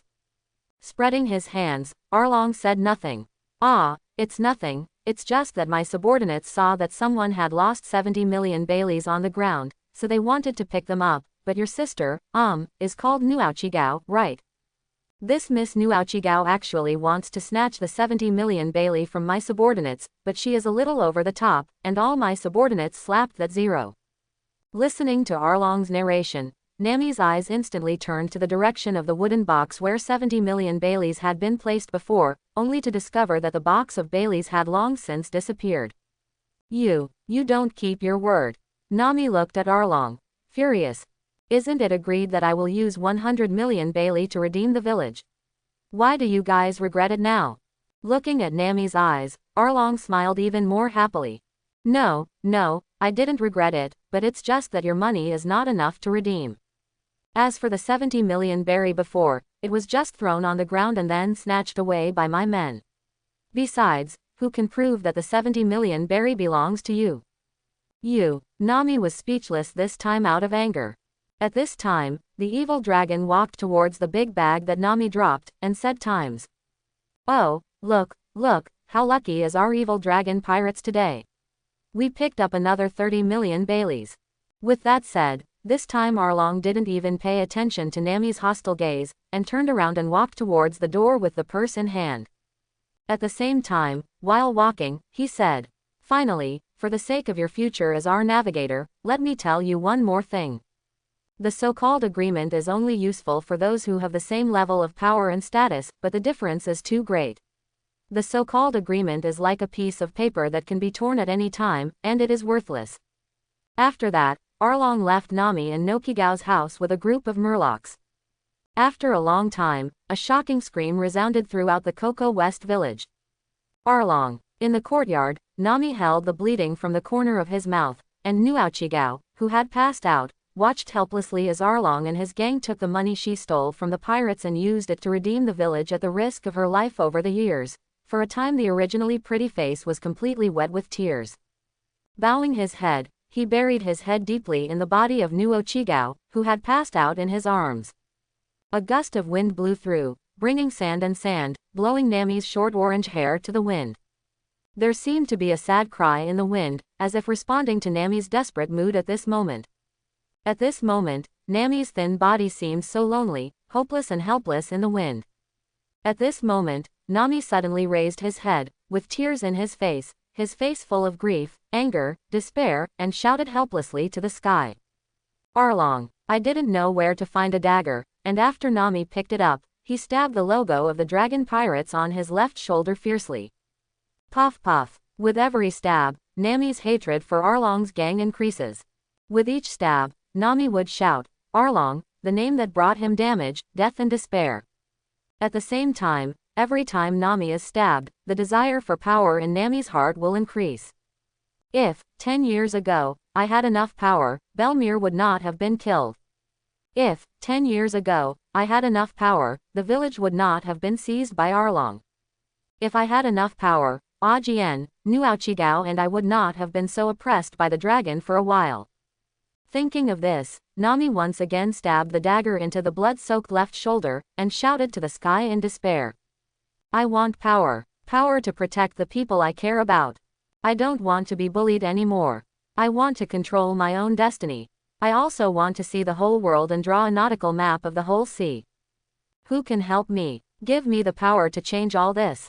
God, did you hear me? After shouting these words as if to vent, Nami threw away the dagger in his hand, and once again held the fainted Nuaochigao with his bloody arm, crying silently in despair. Who will help me? Norchigo, Belmir. Just when Nami was in complete despair, he suddenly felt a big warm hand caressing the top of his head. Nami raised his head subconsciously, and saw a handsome blue-haired boy looking at him gently with his ruby-red eyes. He was Zan Yu, who had been living for nearly a month in the latest issue. At Zan Yu's side, Kuina, the big swordsman who was tolerant like a sister and took care of him for a month, also looked at him with distressed expression. Asshole Zan Yu, Kuina's sister. The moment he saw the two, Nami's tears flowed out as if the brakes were completely released. After subconsciously calling out the names of the two in his heart, Nami didn't know what to say. What can she say? Ask Zan Yu and Kuina to avenge herself. Not to mention that he stole 70 million berries property, but to ask them to avenge him with Arlong's strength, wouldn't he be courting death? It is because of this thought that Nami can't say anything now except to wash his face in tears. It's just that Nami still doesn't know what the power of a great swordsman is. Likewise, she doesn't even know what kind of power Zan Yu possesses. On the other hand, when Kuina heard Nami's cry of Kuina's helpless sister, she only felt her heart twitch slightly. Looking at the bloody scars on Nami's left shoulder, Kuina could no longer control it. Holding his emotions, tears welled up in his beautiful eyes. Perhaps at the beginning, Kuina was more tolerant to Nami because he knew that Nami is also a successor, but in the following month of getting along, Nami's lively and cute, quirky personality completely won Kuina's love, especially in private. After inquiring about Nami's past from the mouth of all-knowing Zan Yu, Kuina loves and hates this girl even more, just like her own sister. Because of this, in this short 1 month, Nami and Kuina are very good. And now, when looking at such a desperate and helpless Nami, the performance of the lively girl in the past is so different, Kuina is even more distressed.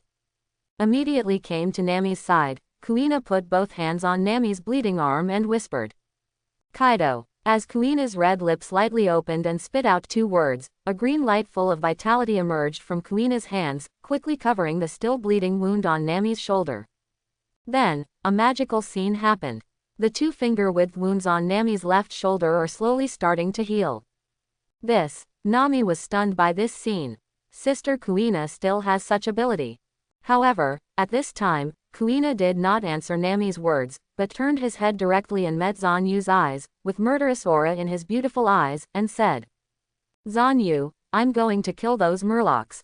Looking at Sister Kuina at this moment, Nami did not see the slightest hint of gentleness, tolerance and love from her older sister. At this time, Kuina is more like an enraged queen, exuding a momentum and oppression that makes Nami feel suffocated. Cold and ruthless, I am the only one. This is the evaluation of Kuina in Nami's heart at this time. And Zan Yu, who was standing in front of Nami, heard Kuina's words.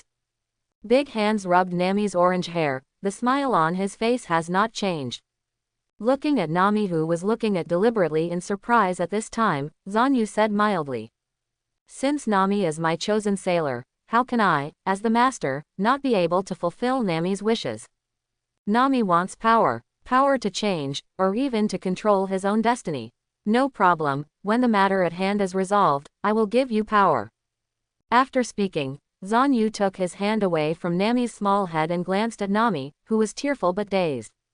Turning his head to look at Kuina, who exudes imperial aura, Zan Yu sighed in his heart. It seems that the merchant ship incident in Yuishan has also made Kuina truly mature, and has her own emperor's power and kendo that suits her. Yes, it seems that the harvest of that layout is much more than originally envisaged.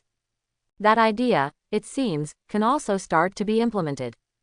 Thinking like this, Zanyu can't help nodding slightly. But in the face of Kuina, Zanyu still chose to refuse. Under Kuina's gaze, Zanyu shook his head and said, "No, Kuina, you don't have to do it this time." Saying that, Zanyu's aura suddenly exploded, his white trench coat fluttered in the sky along with his long sky blue hair, and a blue-gold light visible to the naked eye rose from Zanyu's body, rushing straight into the sky, shaking the entire sky. Smash an invisible black hole. Zanyu at this moment is like a majestic and invisible god, looking down on all beings. This time, I will do it myself. Chapter 51. At this moment, Nami is really stunned. Not to mention spending a month with me, Sister Kuina, who she thought she was very familiar with, actually showed such an incredible ability. That said, at this moment, the breath of Kuina almost suffocated him, and the power like that of the Emperor made Nami begin to doubt whether the woman in front of him who was 3 or 2 years older than him was her or not. The Kuina sister I met before. Also, the most exaggerated thing is that the guy in front of him who shattered the sky into an invisible black hole just by his aura, is he really that Zanyu? Also, what is this blue-gold light visible to the naked eye? Looking at this scene of inhuman methods, Nami's little face was no longer crying, but looked at all this in astonishment. At this point, the worldview that Nami has built over the past 10 years has begun to crumble. Under such exaggerated power, what is a mere Arlong? After listening to Zanyu's words, Kuina looked at Zanyu in this state and didn't say anything at the end, but just put away her own breath, as if she had returned to the old confidant sister. If another person spoke to Kuina like this at this time, Kuina would definitely take out the meat from his waist and slash it with the Emperor's domineering that he gradually cultivated.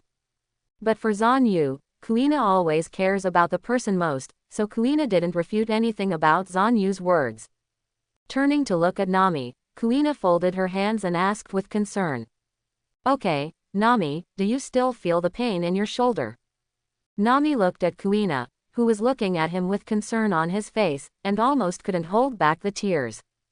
Resisting the emotion in his heart, Nami moved his arm according to the words, and found that there was no discomfort at all. "It's really good. You are so amazing, Sister Kuina," Nami said excitedly. Just when he was about to get up, he felt the weight on his body, and then remembered that Nuachigao was still in a coma. Nami couldn't help but look at Kuina pitifully again and begged, "Kuina, sister, please save Nuachigao. She was knocked unconscious by Arlong's group just now, and her mouth Kakuzu is bleeding." Hearing this, Kuina did not refuse, and directly cast Kaido on Nuachigao's neck where he was beaten again, and the bruises on Nuachigao's neck were eliminated in a short while.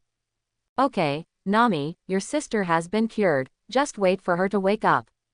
Kuina withdrew her hand and couldn't help rubbing Nuachigao's small head. Kuina, who grew up with Zanyu, Zoro, and a kind of big man in the Isshin dojo, has long been looking forward to the sister creature, so even when she first met Nami, she showed he was very concerned, and when he got to know Nami through Zanyu later, Kuina also had a good impression of Nami, his sister Nuachigao. Nami heard the words, picked up Nuachigao and put it back on the bed in the room, and then came out again. During this process, Zanyu just watched all this and didn't make a sound until Nami came out again. Zanyu then looked at Nami and said, "Okay, since Nuachigao's affairs have been arranged, now, it's time to find trouble with the evil dragon pirates. Anyway, it's my default sailing tool person, how can I be bullied by others?" Hearing Zanyu calling himself a tool man again, Nami immediately hid behind Kuina, held Kuina's jade arm and retorted loudly towards Zanyu. "I'm not a sailor, Zanyu." After speaking, Nami stuck out his tongue towards Zanyu, making a face. Seeing Nami returning to her usual lively appearance, Kuina couldn't help but smile. Kuina has also become accustomed to the mutually hurtful appellation between Zanyu and Nami. "Okay, let's deal with the Murlocs first and avenge Nami and Nokigao. Then come back and let Nami accept the legacy. I'm curious what the ranking of Nami's legacy heroes will be and how capable they are." Hearing Kuina's words, Zanyu also nodded, then a flash of red light flashed in his eyes, observation haki instantly spread out, covering the entire Coco West village. After receiving the feedback from observation haki, Zanyu's eyes flashed a little strangely. Glancing at Nami involuntarily, Zanyu said. Found, come on, let's go. After speaking, he nodded to Kuina, then turned and walked towards the door. Seeing this, Kuina followed, while Nami followed Kuina curiously and asked. Sister Kuina, the inheritance you're talking about, what kind of hero, what is it? Kuina glanced at Nami, who was full of curiosity, but she blinked her beautiful big eyes and spit out 2 words. Hearing this, Nami's face was stunned, and then he hugged Kuina's arm and started to act like a spoiled child, but Kuina just wanted to tease Nami, but he didn't let go. The 2 women came to the door arguing like this. However, when the 2 women walked out of the gate, they were both slightly taken aback. Especially Nami, seeing all the villagers gathered at the door at some point, and they were all holding wooden sticks, kitchen knives, axes and other things with red eyes, and after their expressions of determination, they were also a little stunned, and subconsciously opened their mouths, asked. Uncle Ajien, and uncles, you are. At this time, wearing a security officer costume, with a cigarette in his mouth and a dagger in his hand, Ajien of the security palace in Kokoyaksi village, also full of bloodshot eyes, looked at Nami, who came out, and asked eagerly. Nami, are you okay? Where's the Arlong gang? They didn't hurt you in Norkigo. Looking blankly at Uncle Ajien, who cared about him on his face, with Nami's vision of wandering outside for so many years, it is natural to see that Ajien really cares about her at this time. But because of this, Nami is even more incredible. When he just came back to the village, that was well, didn't Ajien even look at himself with disdain? How now? The puzzled Nami could only continue to answer Dodo in astonishment. I'm fine, it's just that Nuauchigao was injured by Arlong and the others, but now she has been cured by Kuina's sister. Ajien, including the villagers who were armed with weapons after a gym, heard Nami's words, and they all breathed a sigh of relief. Then they all said, Nami, it's great that you guys are okay. Yeah, I heard your cry, Nami, at home before. I was worried that I was dead. Did that fool from Arlong come to trouble you again, Nami? He even injured Nuauchigao. Fortunately, there is this Miss Kuina, thank you so much. However, this time there will definitely be another time, or we should fight with Arlong and the others this time.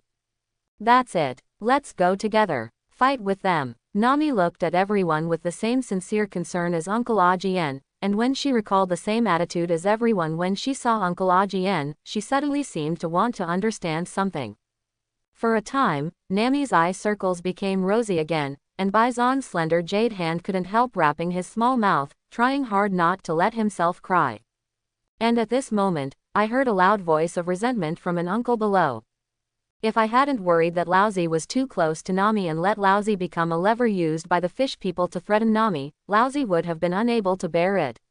Nami, such a little girl, is actually for us. Quote. Yeah, these thoughts hurt Nami. Every time I see Nami coming back, I am very happy for Nami, but I can only show that coldness and disgust. Over the years, even myself began to some hate themselves. That's right. Since everyone got together today, I simply fought with them directly.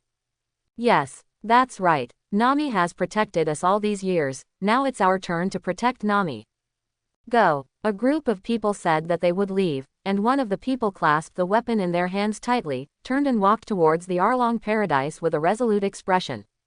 Seeing this scene, Nami didn't care about being moved, and hurriedly ran in front of everyone in 3 or 2 steps, stopped the villagers, and persuaded. Everyone, I know your intentions, but this time Kuina's sister and soul. Zanyu will take me to exterminate the Arlong gang. You don't have to go. If you go, there will be danger. After speaking, Nami seemed to be worried that these villagers would insist on going together, gritted his teeth, and continued. Kuina, sister, is a strong man who was offered a reward of 80 million Bailey by Marine, and a strong man who was given the title of unparalleled swordsman by the world. It is much stronger than Arlong with 20 million Bailey. So Sister Kuina can deal with Arlong and the others by herself. If you go together, Sister Kuina will be distracted to take care of you. You guys will drag down Sister Kuina. After speaking, Nami has closed his eyes, waiting for the villagers, scolding. Although his original intention was not to let them take risks, the words just now were too hurtful after all. However, after a few seconds, Nami didn't hear the expected scolding and opened his eyes. As a result, everyone saw that they were gnashing their teeth in unwillingness, but they didn't say anything. At this time, Uncle Agn, the security officer in the village, came out, took a deep look at Nami, and exhorted, "Nami, then, you have to be careful yourself."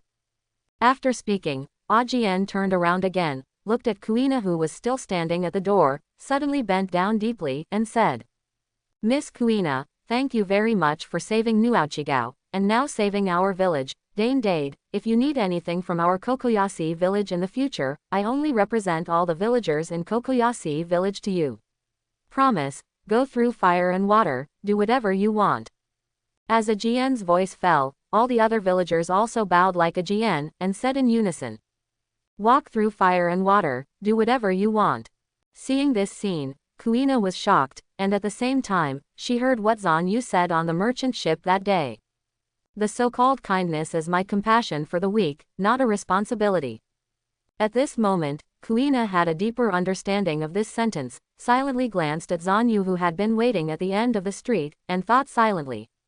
Actually, when the so-called mercy meets the right person, it will also say responsibility, right? It's like this group of lovely villagers. Zan Yu, you guys are so gentle from the beginning, and never changed. When thinking about this, Kuina's cold expression was also gentler, and she said to all the villagers, "Okay, get up, Nami will be my sister from now on, her affairs are my affairs, and when she encounters difficulties, of course I will solve it for her." After Ajien and others heard Kuina's words, they were completely relieved. Then they were also decisive, turned around and left.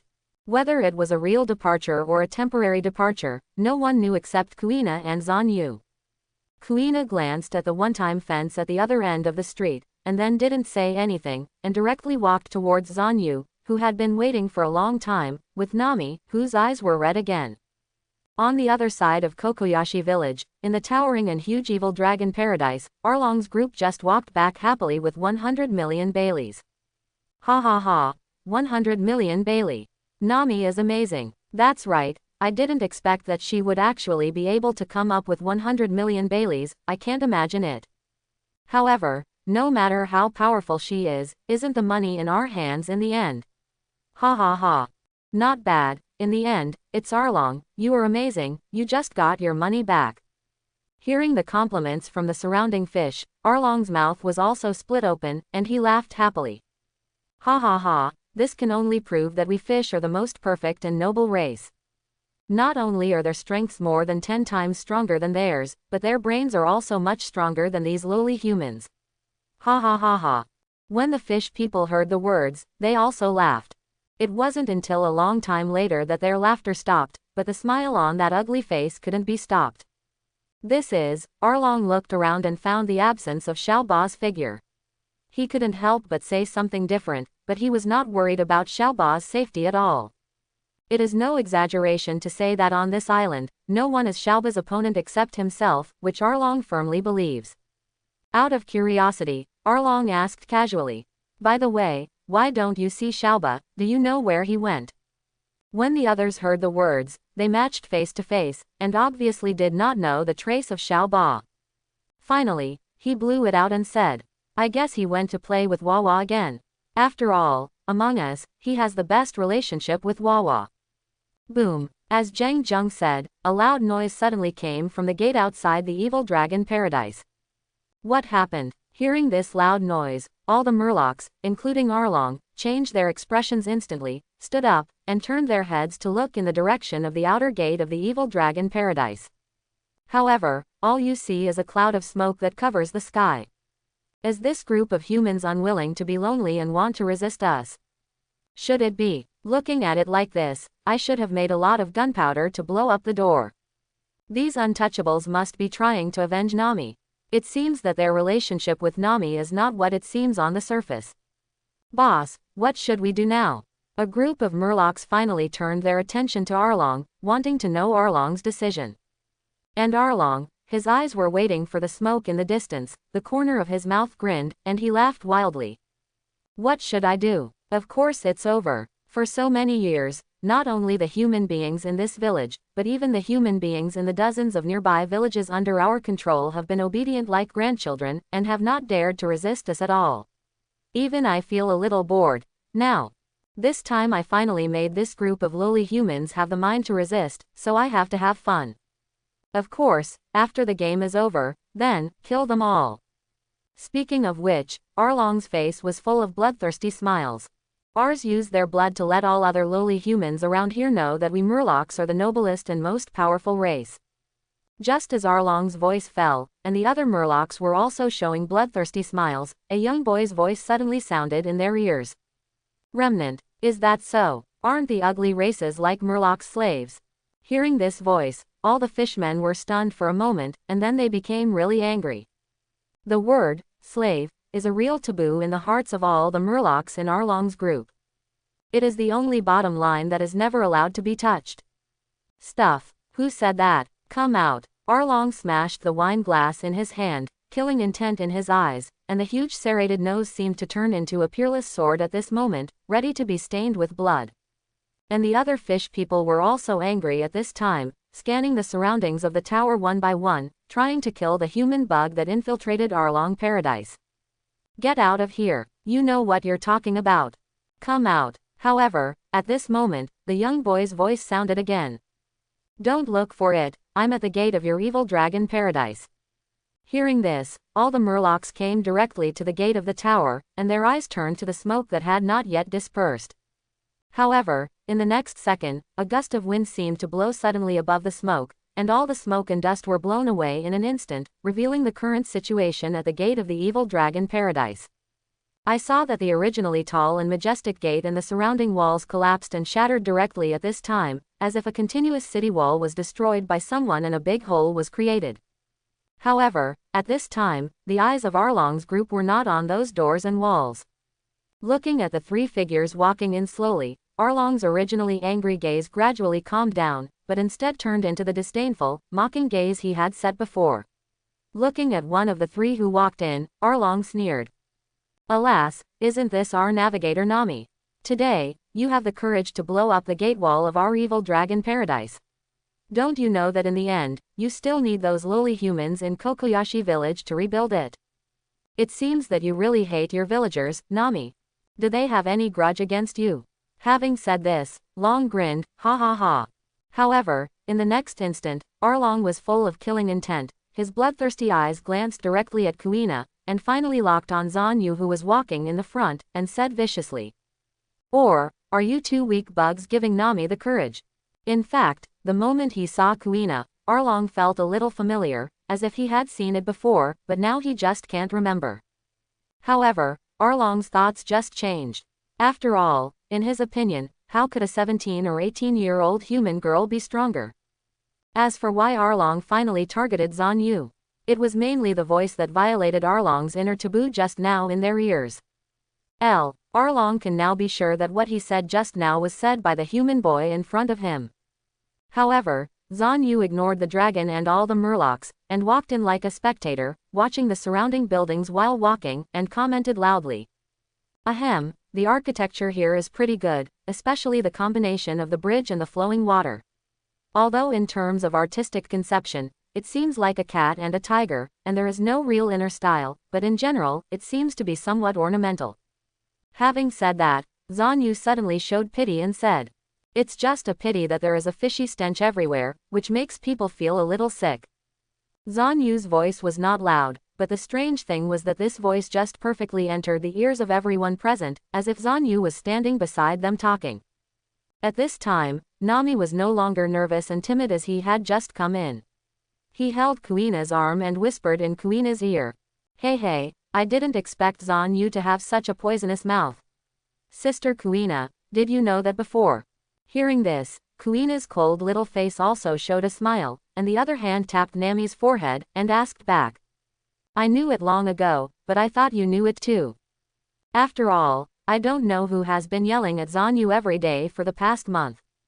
Hearing this, Nami's face turned slightly red, and he immediately started fighting with Kuina.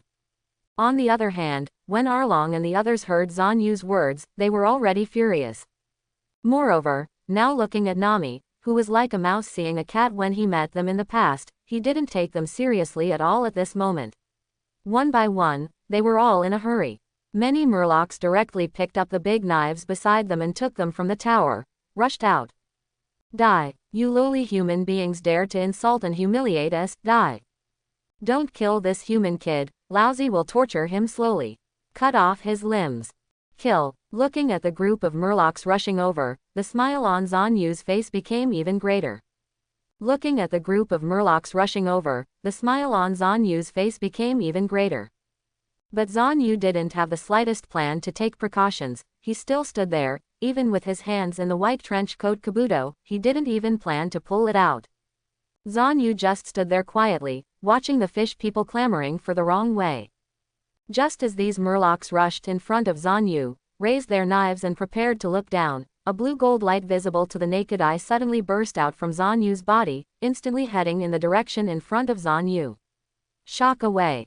Boom. Where the blue-golden rays of light passed, the originally blue sky above 10,000 meters suddenly turned gloomy, as if the sky was angry and there was an endless darkness emerging from the endless void. And on the ground, the 323, where the blue-golden light is full, whether it is the bridge corridor, the apprentice, the rockery or the building, all turned into a savior at this moment. As for the fish people in the blue-golden light on the front, they all screamed in an instant. Ah, ah, ah. Hearing the screams of his companions, Arlong also recovered from the shock of the scene just now, and quickly turned to look at the murlocs who had rushed towards Zan Yu earlier. As a result, I saw that all the murlocs that rushed out were lying on the ground like dead fish, with their white eyes and motionless. And on their bodies, it seems that countless knives have been slashed through them, and there are dense small wounds all over the body, and blood is flowing. Seeing this scene, the other murlocs who hadn't rushed out looked extremely angry and stared at Zan Yu, wishing they could go up and swallow brother Zan Yu alive. But in my heart, the fish people did secretly say luck. Fortunately I didn't rush up just now, otherwise. Looking at the miserable appearance of the companions who fell at the feet of the human boy, all the murlocs who were still alive couldn't help shuddering. Even Arlong's expression changed at this moment. Looking at Zan Yu who was walking over with a smile on his face from among his corpses, Arlong's expression changed, and finally he couldn't help shouting loudly at Zan Yu who was walking over. Boy, what power did you use just now? Devil fruit. When he said the words devil fruit, Arlong's eyes couldn't help but glance at the sea pool in front of him. At this moment, Arlong was very fortunate that this was specially built just in case, together with the sea pool. The sea is the natural enemy of demon fruit power. This is the iron law of this world. Moreover, even if Zan Yu is not a demon fruit power, as long as he enters the sea, there is a possibility of fighting Zan Yu. Murlocs are the kings of the sea. Regarding Arlong's thoughts, Zan Yu at this time could guess one or two even if he didn't use observation haki. However, Zan Yu didn't care, he continued walking towards the tower where Arlong and the other murlocs were, and said indifferently. The power just now, it's just a mere conqueror's haki. You, the one who retreated from the Grand Line, should have heard of this power. Impossible, even conqueror's haki, who is rumored to be determined only among millions of people, does not have the power to change the world. Arlong yelled. He has also heard the legend of conqueror's haki, and the strength of conquerors, in addition to training, is the understanding of the throne in his heart. And if the power released by this human kid before is really the power of conqueror's haki, then the ambition of this human kid. Thinking of this, Arlong swallowed subconsciously. The cold sweat on the ugly face couldn't stop flowing instantly. Myself, what kind of monster did this encounter? No, impossible. I've never heard of conqueror's haki being able to do this. This must be devil fruit's ability. You must be lying to me, trying to scare me. Right. Humph. Cunning lowly humans. Zan Yu smiled disdainfully at Arlong's rebuttal, and then said. The so-called, I have never heard of conqueror's haki being able to do this. It's just that those fools have the delusions of a king, but they don't have the power that a real king should have. King, One Piece, the strongest in the world. The king's aura shouldn't be just this level. While talking, Zan Yu had come to the gate of the tower, but Zan Yu didn't go in and just stopped in front of the gate. Looking at Arlong and others inside the tower gate, Zan Yu suddenly changed his voice and asked Arlong curiously. I heard you say just now that murlocs are the noblest and most perfect race. Humans are just a lowly race. However, why do the murlocs on the Fishman Island want to go ashore all the time to survive? But they have never been able to realize this dream, and can only live in the bottom 10,000 meters of the sea.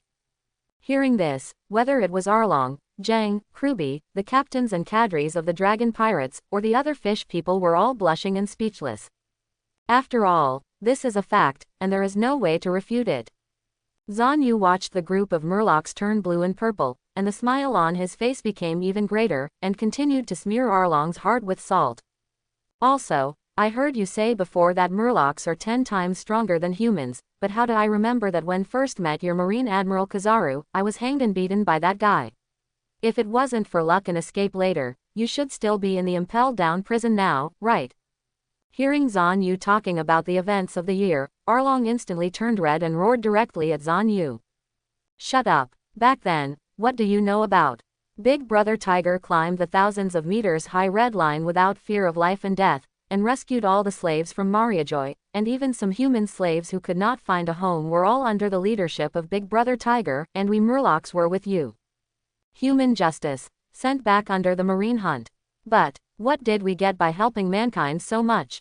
Betrayal. The betrayal of your human beings.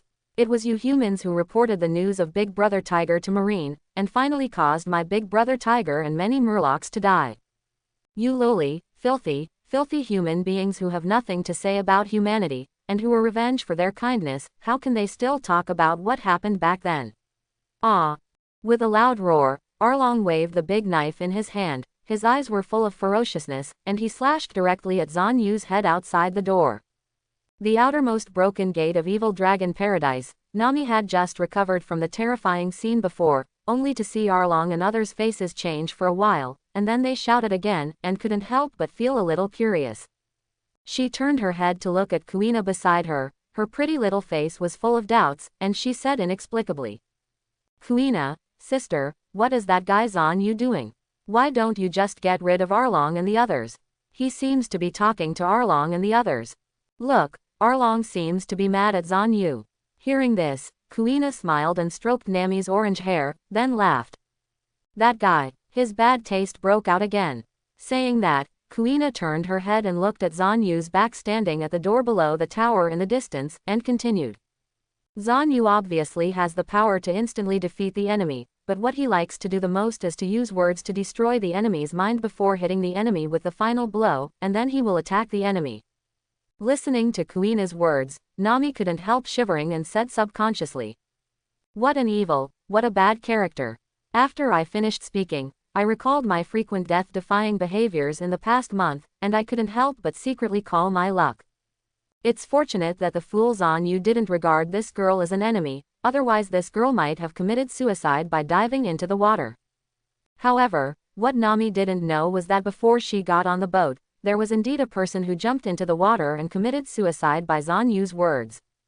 Thinking of this month's life, Nami suddenly realized that he didn't seem to see Buggy's group today, so he could not help asking Kuina again. By the way, Sister Kuina, why didn't you see the Buggy guys today? Hearing Nami asking about Buggy, Kuina also remembered the lively scene of Nami and Buggy's group fighting wits and courage during the month through observation hockey, and couldn't help laughing.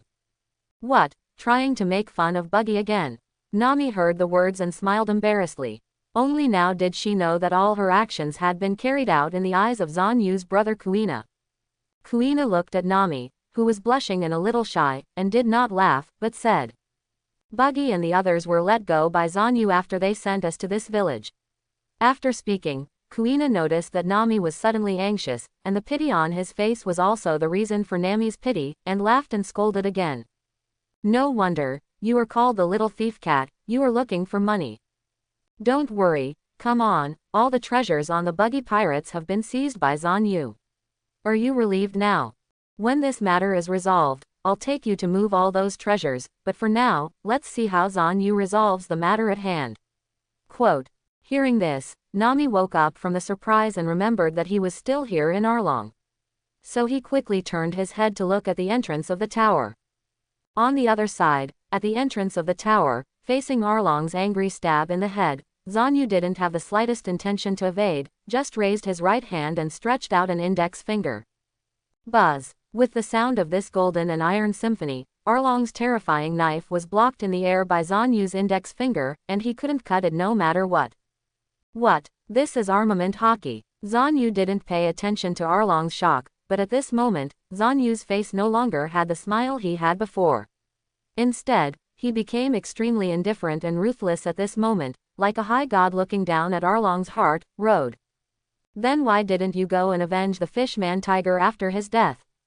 What? Arlong asked subconsciously by Zhan Yu's expression. And Zhan Yu's eyes at this time, like a sharp knife, piercing the dragon's heart. Tiger died, and it was Marine who killed him. Why did you not seek revenge for Marine all these years, but instead hid here and colluded with Marine? Tiger died that year, and it was the world government who ordered the execution of Tiger and the Murlocs.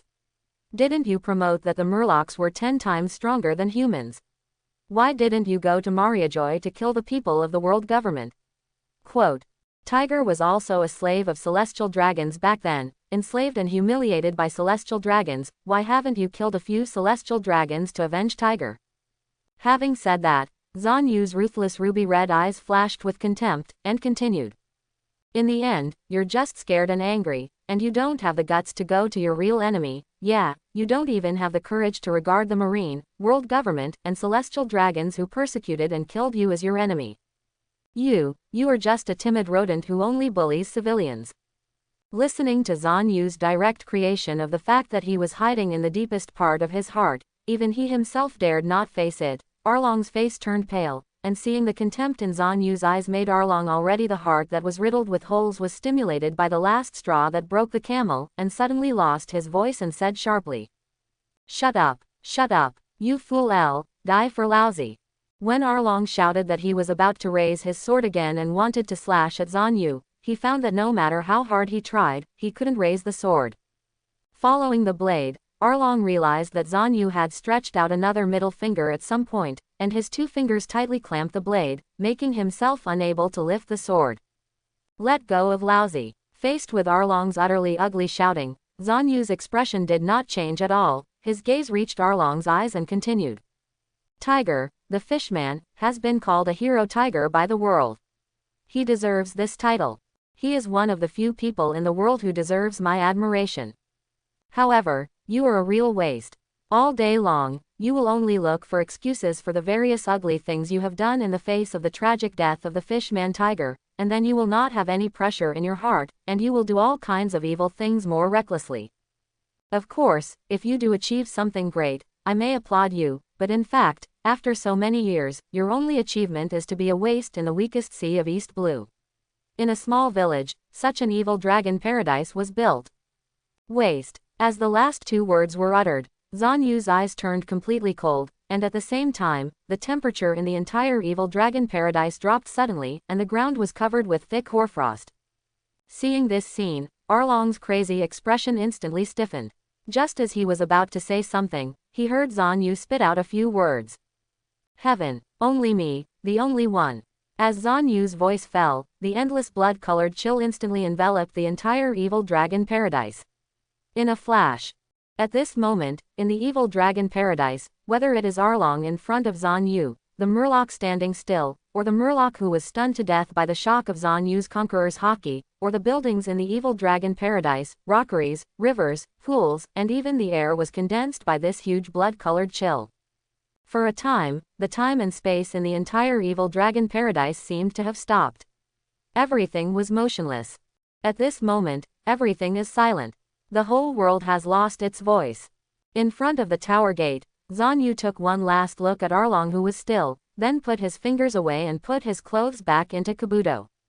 Turning around, when Zhan Yu took the first step, the moment the footsteps sounded, the whole world seemed to start from Zhan Yu's feet, wherever the footsteps passed, whether it was a murloc, a tower, a bridge, the corridor, the rockery, the air, the earth's surface, and even the seawater in the pool were smashed into blood-colored ice crystals and began to dissipate between the world.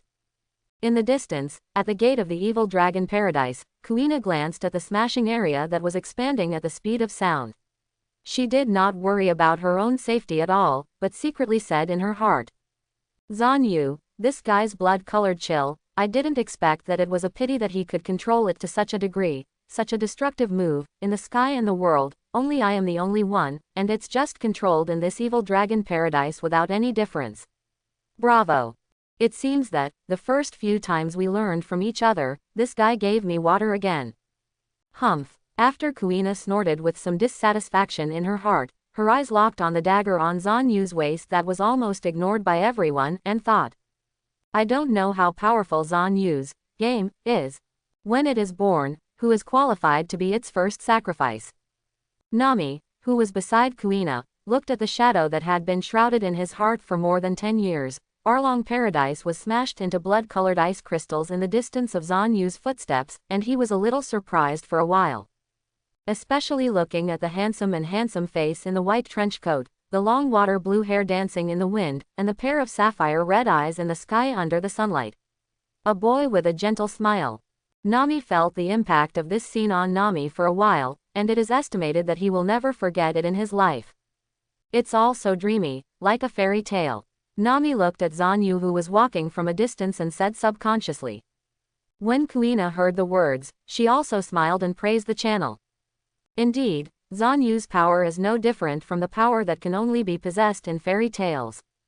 Kuina's words instantly awakened Nami from her obsession, especially when she thought of her nymphal look just now. Nami's pretty and cute face was slightly flushed. Quietly glanced at Kuina and found that Kuina hadn't noticed her performance just now. She breathed a sigh of relief and felt at ease. Looking at Zan Yu, who had come over again, Nami thought to himself. Actually, Zan Yu himself is more like a Prince Charming from a fairy tale. With Zan Yu coming to Kuina and Nami, the entire evil dragon paradise has been completely wiped out, leaving only a huge piece of land that seems to have been turned over. Other than that, nothing remains. Zan Yu, you are amazing. At this moment, Nami's admiration for Zan Yu has reached an incomparable level. Looking at Zan Yu in front of him, Nami's pair of eyes that could have been magically transformed into Bailey's symbols actually flashed a small star for the first time in the world. Zan Yu heard the words, still with that gentle smile on his face, chuckled lightly. No matter how much you tout me, Miss Sailing Tool Man, it still won't change your identity as a sailing tool man. Hearing this, Nami's adoring expression completely froze on his face, and at the same time, Zan Yu's fantasy of Prince Charming instantly collapsed. Looking at Nami, who froze, Kuina pulled Nami back into his arms in a funny way, glared at Zan Yu angrily, and said angrily. Can't you stop being so black-bellied? Zan Yu interjected, smiled, and said. No way, learn from others. After speaking, Zan Yu's expression became serious, looking at Nami in Kuina's arms, and said. Nami, do you want to have a power as strong as mine? Hearing this, Nami instantly woke up from his stun. His eyes swept across Zan Yu, and saw that behind Zan Yu, the luxurious and tall evil dragon paradise was now only a renovated land. Arlong, who bullied himself in the past and became his own nightmare, a group of people just dissipated between heaven and earth. At this moment, Nami has a new understanding of the role of power. Leaving Kuina's embrace, Nami looked at Zan Yu solemnly and said. I want power that can protect everything I care about. Nami's pretty face was full of solemn expression at this moment. This kind of contrast makes Nami have a special extracurricular at the moment. Looking at Nami, Zan Yu suddenly smiled and said. If that's the case, then, I'll give you strength. Hearing this, Nami was taken aback. At this moment, Zan Yu raised his right hand and tapped his index finger on Nami's smooth forehead. Before Nami could react, a dazzling light erupted from Zan Yu's index finger. Under this light, Nami gradually lost consciousness. At this time, Zan Yu also entered his mind at the same time, wondering who the inherited hero Nami accepted. The system will bring out Kuina and the heroic information she has inherited. Then, a virtual panel unfolded in Zan Yu's mind. Heir to Nami. Age 16 years old. Heritage heroes. God, Enel. Hero ranking 259th. Ability 1. Lightning ability, skill inheritance, 50%. Including skills. Electric shock pacing, thunder teleportation, 30 million volts, Thunderbird, 50 million volts, Thunder Dragon, 100 million volts, God Sanctions 200 million volts, Thor. Second, observation hockey, hard net, skill inheritance, 80%.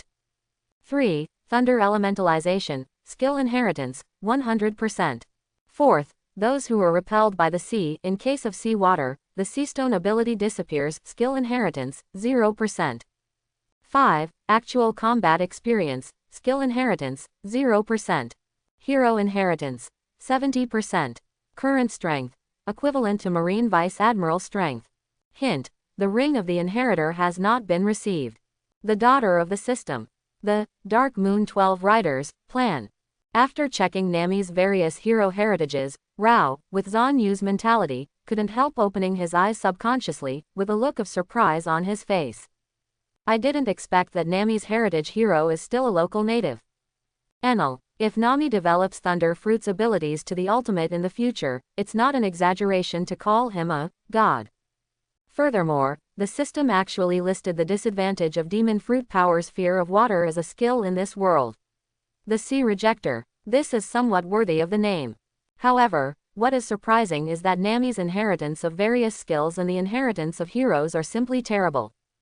70% inheritance. The strength is directly upgraded to the Naval Headquarters Vice Admiral level. It's terrible. Seeing this, Zan Yu recalled that he had only 10% inheritance of ice skills when he first inherited it, and Kuina's 20% kendo inheritance and 5% inheritance when he first accepted it. Inheritance of heroes. Such a comparison, Zan Yu is a little envious of Nami. Is this the benefit of the light of the legacy shining brightly when Nami was detected? Zan Yu looked at Nami with a complicated expression, and couldn't help but whispered 323. Kuina on one side is holding Nami's body, so that Nami can continue to receive the inheritance within the light of inheritance. Hearing Zan Yu's murmur, Kuina looked at Zan Yu curiously and asked, "What is the status of Zan Yu, Nami's inheritance?" Regarding Kuina's question, Zan Yu said it all without any reservations. After listening to Zan Yu's story, Kuina was stunned at first, obviously did not expect Nami's inheritance to be so high. Thinking back to the day when he accepted the inheritance, the crazy training he had done day and night for the past 8 years raised his inheritance to the full level, and for a while, a feeling of being compared to others and maddening people arose. However, this feeling just flashed in Kuina's mind, and then she was equally happy for Nami. Kuina seemed to think of something, looked at Zan Yu with some excitement, and said, "Zan Yu, since Nami already has the strength to rival Naval Headquarters Vice Admiral after accepting the inheritance, can't the formation of the Dark Moon 12 Knights that you proposed at the beginning be started?" Hearing this, Zan Yu's eyes also brightened, Ahaf pondered slightly. "Kuina, you don't have to question your strength, those so-called admiral may not be your opponents, there is no problem in becoming one of the 12 Knights of the Dark Moon. As for Nami, although it is only the Naval Headquarters Vice Admiral strength, he can enter one of the 12 cavalry. Coupled with Nami's own control of the climate and the power of thunder, he can indeed be selected as the Dark Moon 12 Riders plan." Saying that, Zan Yu's eyes turned to Nami, who closed his eyes to accept the inheritance, and said, "Right now, it's all up to Nami to wake up." Zan Yu was talking when the light of inheritance in the fingers resting on Nami's forehead suddenly dissipated, and Nami also opened his eyes at this moment, and there seemed to be thunder in his beautiful eyes. Nami blinked, looked at Zan Yu curiously, and asked, "Why wait for me to wake up? What are you doing?" Saying that, Nami seemed to have thought of something, and quickly turned around and hid behind Kuina, looking at Zan Yu alertly, with a scumbag expression on his face. The corners of his mouth twitched. Zan Yu didn't bother to pay attention to Nami's defensive gesture, his mind was directly immersed in his mind, and he asked the system. "Hey, system, what is Nami's identity? She's not your own daughter, is she?" Not only was it scary for the first time that the hero's inheritance was high, but now that the inheritance is over, Nami doesn't even need to faint and digest the inheritance. "She's definitely your own daughter, right?" Hearing Zan Yu's words, the system was also silent for a while, and then explained. "Host, for the 2 questions you just raised, the system first makes the following explanation. The first question is about the inheritance of heroes. You also remember that Nami was born with an incomprehensible perception and manipulation ability to celestial weather and climate, so the inheritance hero, Enel's ability is very compatible with Nami, so it has such a high degree of inheritance. The second question, Nami is not in a coma. Before, the reason why you and the inheritor Kuina fell into a coma after accepting the inheritance, although there is a reason for digesting and accepting the inheritance, but this is only a small part of the reason. The main reason is that the inheritance you two accepted is not in this world. Therefore, before accepting the inheritance and turning the inheritance ability into the ability seed, the system will adapt the ability seed to improve it so as to suit your two bodies in this world. Therefore, the coma of the two of you is mainly due to the seeds of the ability to adapt to the improved ability. Nami, the inheritor, because the ability to receive is the ability of this world, so the ability seed does not need to be further adapted, so after receiving the ability, he is not in a coma. After listening to the system's explanation, Zanyu reluctantly accepted the reality. Zanyu came back to his senses, looking at Nami's still defensive look. A smile that was familiar to Nami and a little scared instantly appeared on his face. Nami, after accepting the inheritance, you must know everything, right? For example, the concept of Wanji. Or, for example, the ability to inherit the star ring. Nami's eyes lit up slightly when she heard the words, 10,000 worlds, and inheritance star ring, but at this time, she also noticed that she hadn't got her inheritance star ring yet. However, seeing Zanyu's smug smile on his face, Nami couldn't help curling his lips, pretending to be disdainful and humming. HMPH. I know, what's the matter? Isn't the inheritance star ring just to allow the inheritors to communicate with each other, and to teleport across space when needed? With this girl's thunder ability, as long as you transform into thunder, even if the speed is not as fast as teleportation across space, it is not much slower. Zanyu didn't care about Nami's disdain and continued to laugh. The star ring ability you know is just the ordinary star ring ability, and my star ring is a little different from yours. Saying that, Zanyu took Nami's star ring, held it in his right hand, and at the same time stretched out his left hand to do his star ring. Zanyu then continued, on your star ring, there is the serial number of your inherited hero, and mine is a character, the character you don't know, read as 0. And 0 Chang. In addition to the two abilities you just mentioned, there is also a special envoy ability, that is the contract. Contract. Nami frowned and looked at Zanyu in confusion. And Kuina, who was used as a shield by Nami, also pulled Nami from behind and explained with a smile. You'd better listen carefully, it's definitely good for you, Nami. At this time, Zanyu followed Kuina's words, looked at Nami and continued. The so-called contract means that I set up a relationship between superiors and subordinates with you, and then use the 0 ring in my hand and your star ring as the medium of the contract to complete the contract. And after completing the contract, when I step out of this world and go to myriad realms in the future, I will be able to take you there through the contract. That's the benefit of the contract. As for the Dark Moon 12 Riders plan, it is exactly what I intend to sign a contract with the 12 inheritors that I will find in this world. From a distance, it is to prepare for stepping into the world, and from a short distance. When talking about this, the Conqueror's haki on Zanyu's body suddenly erupted, and the blue-gold light swept away in all directions. Drift, of course. And the sky above Zanyu's head was shattered once again. Vaguely leaked out the endless void. Nami looked at this scene, although now she has understood the concept of Conqueror's haki, but looking at such an exaggerated scene, she still opened her mouth slightly and exclaimed, what kind of courage? At this time, Zanyu continued. In the near future, I'm going to form another organization of inheritors in this world.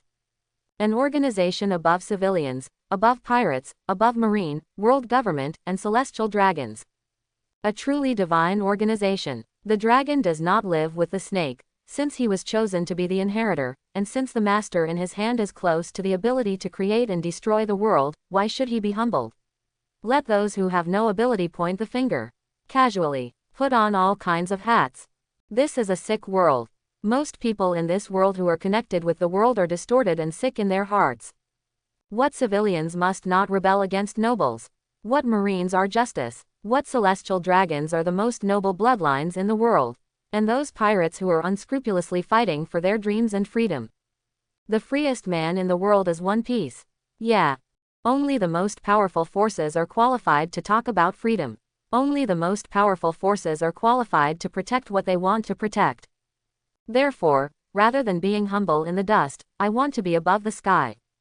And you, from the moment you were selected by the light of inheritance, your fate has already been deflected, and you are destined to have extraordinary strength. Why don't you form a organization with me to stand above the curve? Nami was stunned by Zan Yu's words. Although she already knew that Zan Yu owns Conqueror's Haki and is destined to be extraordinary, she still didn't expect Zan Yu's picture to be so big. Let's not talk about the future of all worlds. What is it? That is, the organization that forms a god, and becomes a god standing above the sky. How crazy is this? However, it has to be said that Zan Yu's words are still very provocative. At least, Nami has indeed been aroused. Since there is a chance to knock on the door of heaven, who would really like to live an ordinary life? What's more, all the things he has experienced over the years, as well as Nu Aochigao's injury before, Arlong's repentance, etc., have long given Nami the same desire to pursue power. And what attracts Nami the most in Zan Yu's words is, only the most powerful force is qualified to talk about freedom. Only the most powerful force is qualified to protect what it wants to protect. Isn't this sentence just confirming what happened before? Thinking of this, Nami's heart began to beat violently, and there was also a look called longing in her beautiful eyes. However, when I thought about it, if I agreed, wouldn't it be Zan Yu's subordinate? At that time, wouldn't it be a real tool man? Then I still have hope. With that in mind, Nami subconsciously looked at Zan Yu's face. And Zan Yu, who seemed to have guessed what Nami was thinking, just smiled and continued. As for the relationship between superiors and subordinates, in fact, to put it bluntly, the person who has zero ring is the highest level of organizational power, and I am willing to organize and discuss after the 12 riders are gathered together. Only the strongest are worthy of zero. At the same time, the ranking order of the 12 knights will also be ranked according to their strength after that. However, there are not enough people at the moment. For the time being, they will be sorted according to the order of joining. However, no one can take the zero ring from me, that's all. Seeing Zan Yu being gentle but confident at this time, Haki smiled sternly. Nami's heartbeat suddenly accelerated, and he thought to himself. Who wants to break the zero ring? What people want? Thinking about it, Nami's pretty face was slightly rosy, and then he directly fell into Kuina's arms again, and said. Well, I agree to the contract, give me my star ring. This time, Zan Yu was slightly taken aback by Nami's cheerfulness. Originally, he thought that Nami would ask some things about Wanji, such as how to enter other worlds, but he didn't expect that Nami would agree directly like this, and he didn't reflect it for a while. Kuina looked at Nami who was in his arms and didn't dare to look up, and at Zan Yu who was still in awe, and sighed in her heart. Then, as if he didn't know anything, he rolled his eyes at Zan Yu and said. What are you dazed for? Why don't you hurry up and get Nami's star ring? I'll go to Nami in a while to see the villagers outside, and Nami's sister, Nokigao. Furthermore, for the next period of time, we will just rest at Nami's house. First, let Nami get acquainted with his own power, and second, let Nami and Nu Aochigao get together. After all, it will be a long time. We're all going to the Grand Line, there's no time to go back here. Saying that, Kuina looked at the surrounding evil dragon paradise and the poverty and ruin of the entire Coco West village, and continued. Also, why don't you hurry up and bring all those treasures back? You are not afraid of being scraped away by the sea when you put them on the beach. Under the bombardment of Kuina's words, Zan Yu suddenly lost the appearance of Haki just now, and quickly threw the star ring to Kuina according to Kuina's words, and asked Kuina to give it to Nami. As for Zan Yu himself, he had frozen wings behind his back, and then flew to the sea without saying a word. After watching Zan Yu fly away, Kuina policed her mouth. Humph, your sister is your sister after all. Saying so, Kuina's small mouth unconsciously evoked a nice smile. After watching Zan Yu fly away, Kuina patted Nami's head in his arms and laughed. Okay, the Zan Yu guy is gone. Do you still want your inheritance star ring? Hearing this, Nami raised his head, just in time to meet Kuina's beautiful eyes that were half smiling but not smiling, and the pretty face that had returned to normal climbed a blush again. Subconsciously looking away quickly, Nami looked around with some guilty conscience, but also a little embarrassed and shyly said. Kuina, sister, why are you looking at me like that? A soft smile rose on Kuina's cold little face, then she pulled up Nami's left hand and put the star ring inherited in her hand on her ring finger. Looking at this scene, Nami was stunned for a moment, and his little face was full of disbelief looking at Kuina. 327, and Kuina looked at the astonishment on Nami's little face, just smiled, and then said, "Let's go and see if Nuauchi is awake." Saying that, he pulled the stunned Nami away from the dragon paradise. Half an hour later, a figure came to the evil dragon paradise. Looking at the evil dragon paradise, that was completely razed to the ground and nothing was left behind, the figure of the person who came was completely frozen.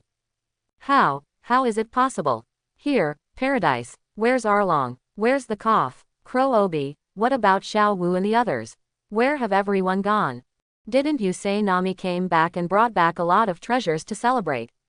People. After a roar, the person who came seemed to have thought of something, and hurriedly flipped through his pockets with trembling hands. By the way, life card. I have Arlong and their life card, I can know by following the life card. However, at this moment, looking at the ashes pulled out from the kabuto in his hand, the person who came here was completely desperate. Arlong and the others, really dead. And still no bones left. He raised his eyes again and looked at the newly renovated land in front of him, exuding the soil aura of life, but the person who came here looked terrified, as if he was looking at a hell that eats people and doesn't spit out bones. But it should be the strong man Nami found from there to kill Arlong and the others, and pacify the entire evil dragon paradise. No, I have to get out of here. They must want to kill me now. Thinking of this, the visitor turned around and walked towards the distant sea with trembling legs. However, even if I don't have the strength to avenge Arlong and the others, at least it won't make you feel better, Nami. After speaking, the person who came directly resisted the fear in his heart, ran quickly, and finally plunged directly into the sea and disappeared. The next few days of life, as Kuina had said before, were spent leisurely at Nami no Kigao's home. In the past few days, Nami has gradually become familiar with the thunder power inherited in his body. It is worth mentioning that Nami seems to have a unique talent on Shinwang. In just a few days, he has realized the inheritance of Shinwang's skills to the peak of Enel. However, although he has the power, Nami's ability to see money has not changed in the slightest. From time to time, he goes to the more than 10 boxes of treasures that Zan Yu brought back. It seems that he wants to sleep in it every day. Yu shook his head. After these days of buffering, Nuauchigao finally accepted the changes in Nami, and was also sincerely happy for Nami. After all, how Nami survived these years, only Nuauchigao understands the hardships and dangers involved. The next day, Nuauchi came to the courtyard with a few glasses of orange juice, and glanced at Zan Yu, who was smiling, and Nami, who was flushed with anger. Nuauchigao shook his head helplessly, and then came to Kuina, who was sitting on a chair under the tree with orange juice in his hand, watching the excitement. After putting down the orange juice, he looked at Kuina silently and asked, "What happened to Kuina, Nami and Zan Yu today? Why are they making trouble again?" Kuina thanked Nuauchi in a high way, took a sip of a glass of orange juice, and said with a smile, "It seems that Nami wanted to try the ability of Shinwang she just learned, so she went to use Shinwang to probe Zan Yu's heart, but it was not enough, but Zan Yu, who had expected it, beat him hard in her heart." Nami was a little angry, and asked Zan Yu why he was scolding her in his heart, but Zan Yu denied it with a smile, so Nami was angry again. AAA. Briefly introduced what happened, and in the end even Kuina couldn't help laughing. After listening to Kuina's remarks, Nuauchigao also looked at Zan Yu and Nami with some amusing. Afterwards, Nuauchigao suddenly turned to look at Kuina, with a solemn expression, and said, "Kuina, Nami will follow you in the future. There may be something wrong, but I hope I can ask you to forgive Nami's mistakes. If she encounters any danger, please save her. This is just my request as a sister, and I hope you can agree." Hearing this, Kuina looked at Nuoki's high and solemn expression, and agreed with the same seriousness. "Nami will also be my sister in the future. Isn't it natural for my sister to tolerate and protect her sister?" Saying that, Kuina suddenly smiled, raised her hand and rubbed Nuauchigao's short blue hair, and said with a smile, "Also, aren't you also my sister? Remember to call me sister in the future." When she said the words, I'm called my sister. Kuina also sounded like something from her childhood. She couldn't help but look at Zanyu, who was smiling but mad at the hospital, and a flash of nostalgia flashed in her eyes.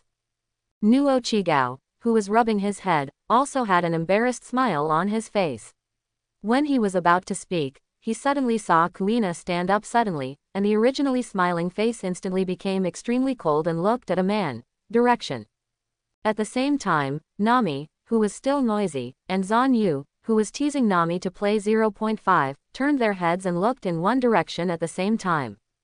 Zanyu also had a murderous look on his face and muttered, "If you hadn't taken the initiative to bump into it, I would have almost forgotten that there is still a character like you. Since you feel that life is not good and you have to come to die, I will fulfill you today." When Nami next to Zanyu heard Zanyu's words, he hesitated and said, "Zanyu, those people are..." Before Zanyu could speak, Kuina's icy voice suddenly came from under the tree. "Zanyu, Nami, let me do it this time. Since I said that I want to protect Nami, then as my sister, I will solve some people for Nami first. As a marine, with the code of justice on his back, but colluding with pirates, this kind of person deserves to die." Nuo Chigao looked at Kuina's icy appearance beside him, and opened his mouth to say something when he heard a loud cannon. Nuo Chigao's expression changed, and then he saw a black shadow suddenly flying over from the direction Kuina was looking at. "It's a cannonball." At this moment, Nuo Chigao's complexion was instantly pale. At this moment, Kuina, who was also watching the cannonballs, looked icy cold. Humph. After a cold snort, Kuina directly pulled out the zanpakuto he was carrying around his waist, and slashed it out with a purple slash wave at the cannonball that was about to fly into the yard. Boom. After being cut in half by Kuina's slash wave, the black cannonball exploded straight into the sky. The air waves generated by the explosion instantly set off a dust in the yard, and the glass on the door and windows were all blown and cracked. Kuina's white trench coat and the navy blue waist-length hair are also flying in this wind and dust, making noises.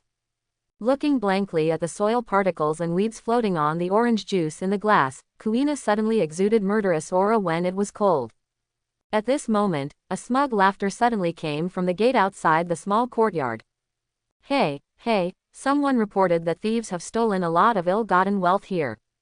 Colonel Mouse of Marine Branch had just stepped into the gate of the small courtyard with one hand, shaking his whisker-like beard with one hand. Before the smile on his wretched face disappeared, a purple sword energy passed directly through his body. Colonel Mouse's body immediately froze in place, and a group of sailors who followed behind Colonel Mouse looked at the huge ravine that was punched out on the ground with a horrified expression. Old Colonel Mouse, a marine soldier who followed closely behind the mouse and was the first to come back to his senses, clenched the musket in his hand, looked at the gate of the small courtyard with a terrified expression, and pulled Major Mouse's clothes with a numb scalp, trying to dissuade the mouse from being there, went in. However, the next moment, the body of the mouse who was pulled by the clothes instantly split into two halves and fell directly to the ground. A kind of soldier looked at the mouse that fell on the ground, especially the two-word code with the word justice on the body of the mouse, which was cut in half together, and the moment it was infected with blood, they fell to the ground in fright. The weapon in his hand also slipped aside. Old Colonel Mouse is dead. How is that possible? They actually dared to kill Colonel Mouse. Aren't they afraid of being wanted by Marine for revenge? That slash just now slashed a swordsman of at least a swordsman level. In this East Blue Land, the most famous swordsman is the peerless sword girl Kuina. Kuina is in it. We're done. Kuina is a great swordsman. We can't escape. For a time, the marine soldiers who originally followed Colonel Mouse here to eat spicy food were completely desperate. They are marines, so they don't want to be as ignorant as the soil spores like East Blue who have never seen anything. They still probably know how powerful the great swordsman is.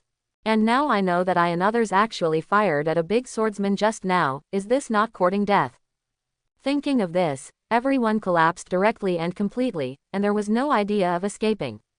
However, at this time, there were also people who were so ruthless in this despair that they directly took out the phone bug, shot the scene of the mouse falling into the pool of blood and sent it back to the Marine Branch, and then quietly placed the phone bug under a hidden stone, just right to shoot at the entrance of the small courtyard. Since we can't live today, you don't want to have a better life. The marine soldier gritted his teeth and shouted frantically in his heart.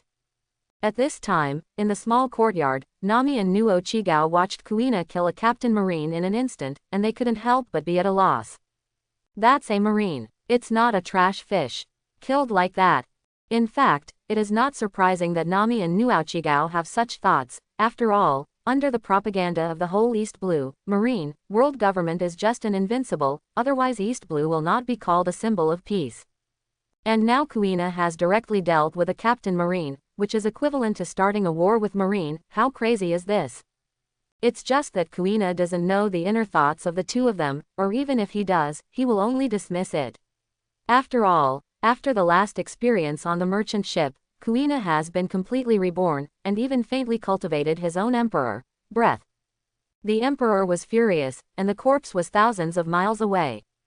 Not to mention that Kuina had already learned from Zhan Yu's mouth that such a scumbag as Colonel Mouse was acting, and today he actually took the initiative to provoke him, which is really justified. As soon as the meat warmed back to its sheath, Kuina stepped forward with a cold face and walked out the door. Immediately afterwards, the stunned Nami and Nuo Chigao heard a scream from outside the courtyard. What? Help! Forgive me, I was wrong. The screams only appeared for a moment, and then disappeared, as if nothing had happened. After following, I only heard a cold drink from Kuina. Hados 31, Red Cannon. A fire burst into the sky outside the small courtyard. Then came the smell of burnt things. At this moment, Nami suddenly seemed to have seen something disgusting, and he bent down and retched. Vomit. Zhan Yu watched this scene, but did not comfort Nami, but calmly looked at the retching Nami, saying, "Do you think Kuina is cruel? Or kill innocent people? But what you don't know is that the group of Marines who came here just now was originally colluding with Arlong. If Kuina and I hadn't come this time, even if you got the 100 million Baileys. Even if Arlong didn't come to take the 100 million Baileys in person, in the end, you would only tell what the Colonel Mouse said when he came in. Someone reported, here again the thief stole a lot of ill-gotten wealth, then turned the place upside down to find the Bailey you hid, and then took it away in the name of justice. Even you, Nuo Chigao, and even your entire village all may be framed as thieves and accomplices, all captured and sold to nobles as slaves. This is where you end up. Now you still think Kuina is killing innocent people." Looking at Nami, who had stopped retching and kept his head down, Zhan Yu continued. "And, on the road ahead, killing and blood is inevitable. In such a world, no one can avoid this except those who are so ordinary to the core that they don't even have any communication with outsiders. Desire, conflict, violence, bloodshed, this is the mainstream historical process of this world. In such a world, if you want to live according to your own wishes and live freely, there is no other way than to use your power to solve the enemy who is blocking the front. Finally, and most importantly, the formation process of the 12 Dark Knights is destined to be accompanied by endless blood. No one wants to see such an organization really established in this world. Even those civilians, even slave. Speaking of which, this is what I have always been most curious about. In this world, there are always some people who are obviously just poor people, but do not think about how to make their lives better, but pay more attention to pirates than Marine, and even those slaves who knelt and crawled at the feet of the nobles. They would not hate the nobles who bullied them, but would hate a group of pirates who had never been anxious with him in their entire lives. To this day, I still don't understand their hearts. Even though I have observation hockey who listens to people's hearts, I still have no ability to understand their thoughts. And after the Dark Moon 12 riders are officially exposed to the public eye, pirates, Marines, and the world government will all come to stop and even destroy us, and those poor people and slaves will definitely do their best to cheer for these people. Therefore, in the future, we will definitely kill Marine, kill people from the world government, kill pirates, and even kill these so-called slaves. If you can't. When Zhan Yu was about to continue, Nami suddenly said, "Shut up, Zhan Yu. Stop talking." After the day of despair, I was awakened by Arlong education. Having said that, Nami suddenly raised his head and looked directly into Zhan Yu's eyes, saying, "Without strength, even the qualifications to live will need others to give charity. Since that's the case, why can't I be the one qualified to give alms to others now? Since I have the qualification to become a god, why don't I become that god?" Nami's voice is getting louder and louder, and the last sentence is almost like a roar. It was at this moment that an invisible aura suddenly erupted from Nami's body. When Nuochigao on the side couldn't understand what was going on, he rolled his eyes and fainted. Conqueror's Haki. Zan Yu was surprised, but after tasting Nami's words, he felt that this is not a matter of course. At the same time, Zan Yu had a new guess about Conqueror's Haki. Is the owner of Conqueror's Haki really 1 in a million born? Yeah, the real reason is probably that only one person out of a million people has the courage and awareness to be king in hegemony. That's the key. The so-called Conqueror's Haki, to put it bluntly, is just a personal spirit. Just like me, like Kuina, like Nami now. The more Zan Yu thought about it, the more he felt that his inference was correct. The formation of all these thoughts only took a moment. In reality, Nami woke up after shouting the last sentence. A somewhat surprised glance at the fainted Nuochigao, Nami instantly understood the whole story. Although he was surprised that he had the same Conqueror's Haki as Zan Yu, but now Nami is more concerned with Nuochigao, so he trotted directly towards Nuochigao, who had passed out on the ground. However, as he passed Zan Yu, Nami paused and said, "The reason why I vomited just now was because the first time I used Shinwang, I could see the details outside too clearly, so." Speaking, it seems that Nami is also a little shy about his performance just now, with a faint blush on his pretty face, and said, "Anyway, I also want to see the scenery of the sea, you must bring me too, hum." After speaking, Nami ran towards Nuochigao without looking back. Zan Yu looked at all this and couldn't help but smile. Dai Tsunere. On the other side, Naval Headquarters, Marineford. After Sengoku, who was sitting on the marshal's chair, fed a stack of documents to the goat beside him, he stroked the hair of the goat who was eating the documents with a large hand, while heaving a long sigh of relief, he said with emotion, "Today's work is finally over, so tired. But fortunately, I can finally rest today." However, at this moment, an old female voice suddenly came in from outside the marshal's office. "Sengoku, I'm afraid you can't rest just yet." As soon as the voice fell, the door was pushed open, and Vice Admiral, a crane with an old face, walked in, holding a few photos in his hand. Sengoku looked at the crane Vice Admiral who came in, and said with a rare joking smile, "What, is there another big swordsman running out? Or is that old monster out of the mountain?" Crane Vice Admiral looked at Sengoku with a relaxed face and didn't care, and was not angry, but walked to Sengoku's desk and took the photo in his hand on the desk, saying, "Although there are no new great swordsmen and no old monsters coming out, I think you should take a look at these photos first, and you'll know what I'm talking about after you read them." After speaking, Vice Admiral of Suru retreated to the side chair and sat down, okay, just looking at Sengoku. Sengoku glanced at Vice Admiral Crane with some doubts, but after seeing the solemn expression on Vice Admiral's face, the relaxed expression gradually disappeared. Looking back, when Sengoku's eyes fell on a few photos on the table, his expression instantly became solemn. Especially when I saw one of the photos, a Captain Marine wearing a justice coat was split into two and fell into a pool of blood, and the word, justice, on the coat behind him was also cut from the middle and infected. While in the blood, Sengoku has bloodshot eyes. With a slap on the table, Sengoku suddenly stood up and roared angrily. "What a murderous criminal is this? How dare you do such a wicked act? This is simply not taking Marines seriously. Not taking the world government in your eyes. He's trampling on justice." After a loud roar, Sengoku looked directly at Crane Vice Admiral, with blue veins on his forehead, and asked angrily, "Who did this? What is he going to do? He deliberately filmed such a brutal crime and sent it to us Marine.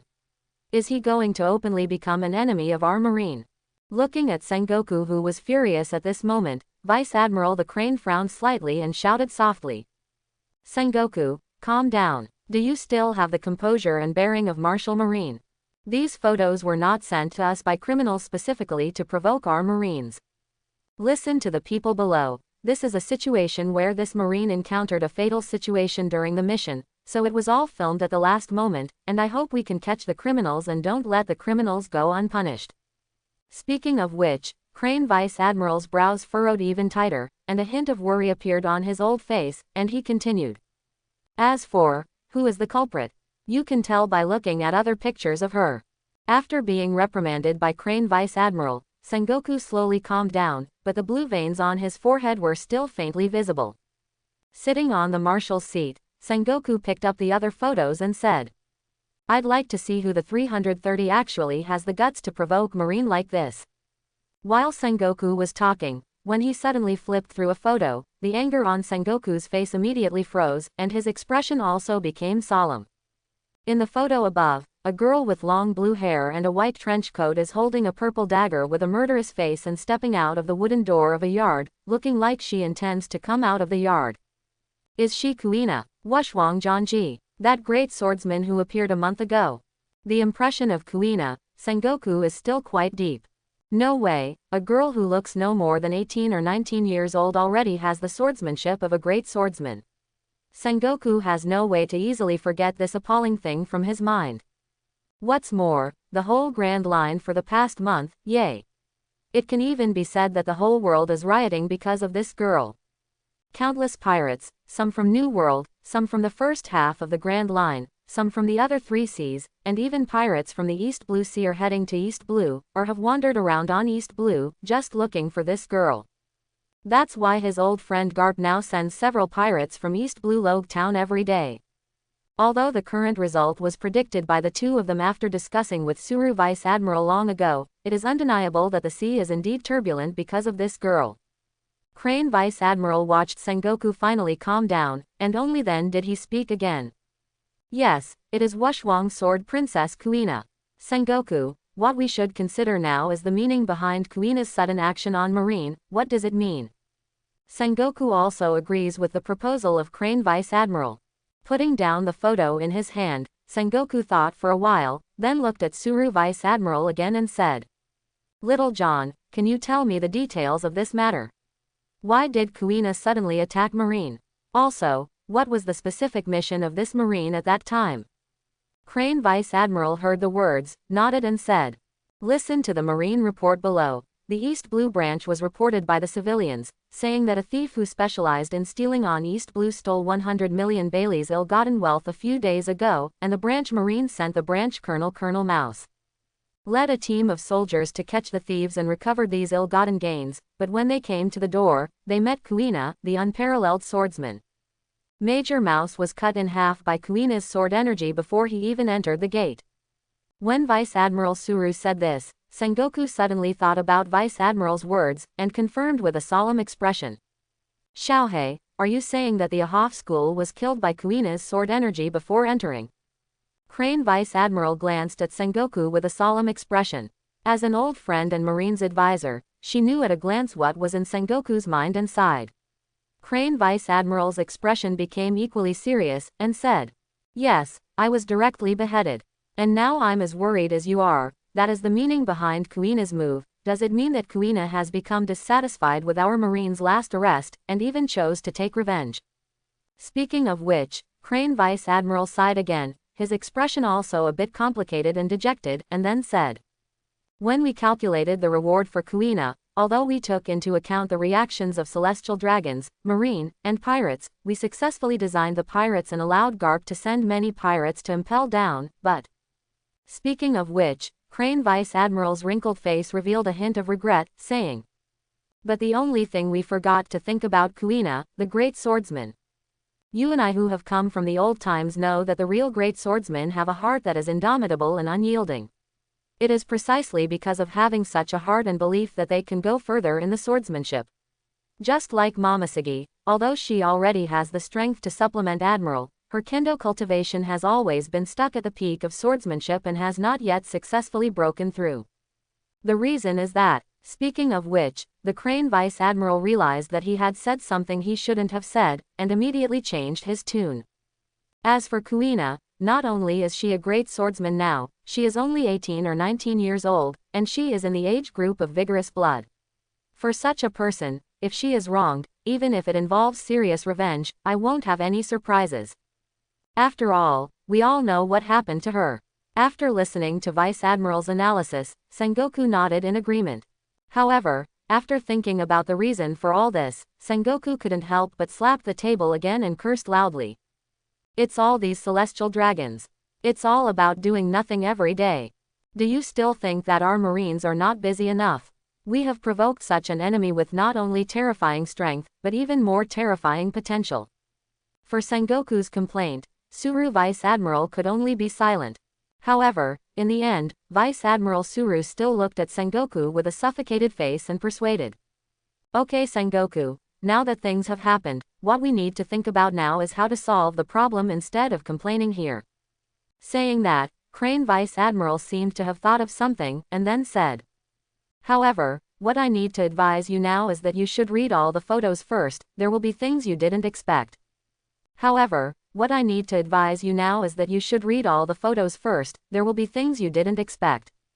Hearing this, Sengoku couldn't help but once again picked up the photo that was thrown on the table and looked at it again. Okay, when opening a new photo, Sengoku's original plan to continue flipping the past suddenly stopped. Sengoku stared at the photo in his hand, his expression was incredible. At this time, the photo in Sengoku's hand is still Kuina's photo, but this time, Kuina in the photo is holding out her right index finger, and on her index finger, a huge flame is burning. Sengoku looked at the photo in his hand and said incredulously, "This is flame. She is still a Mara fruit person.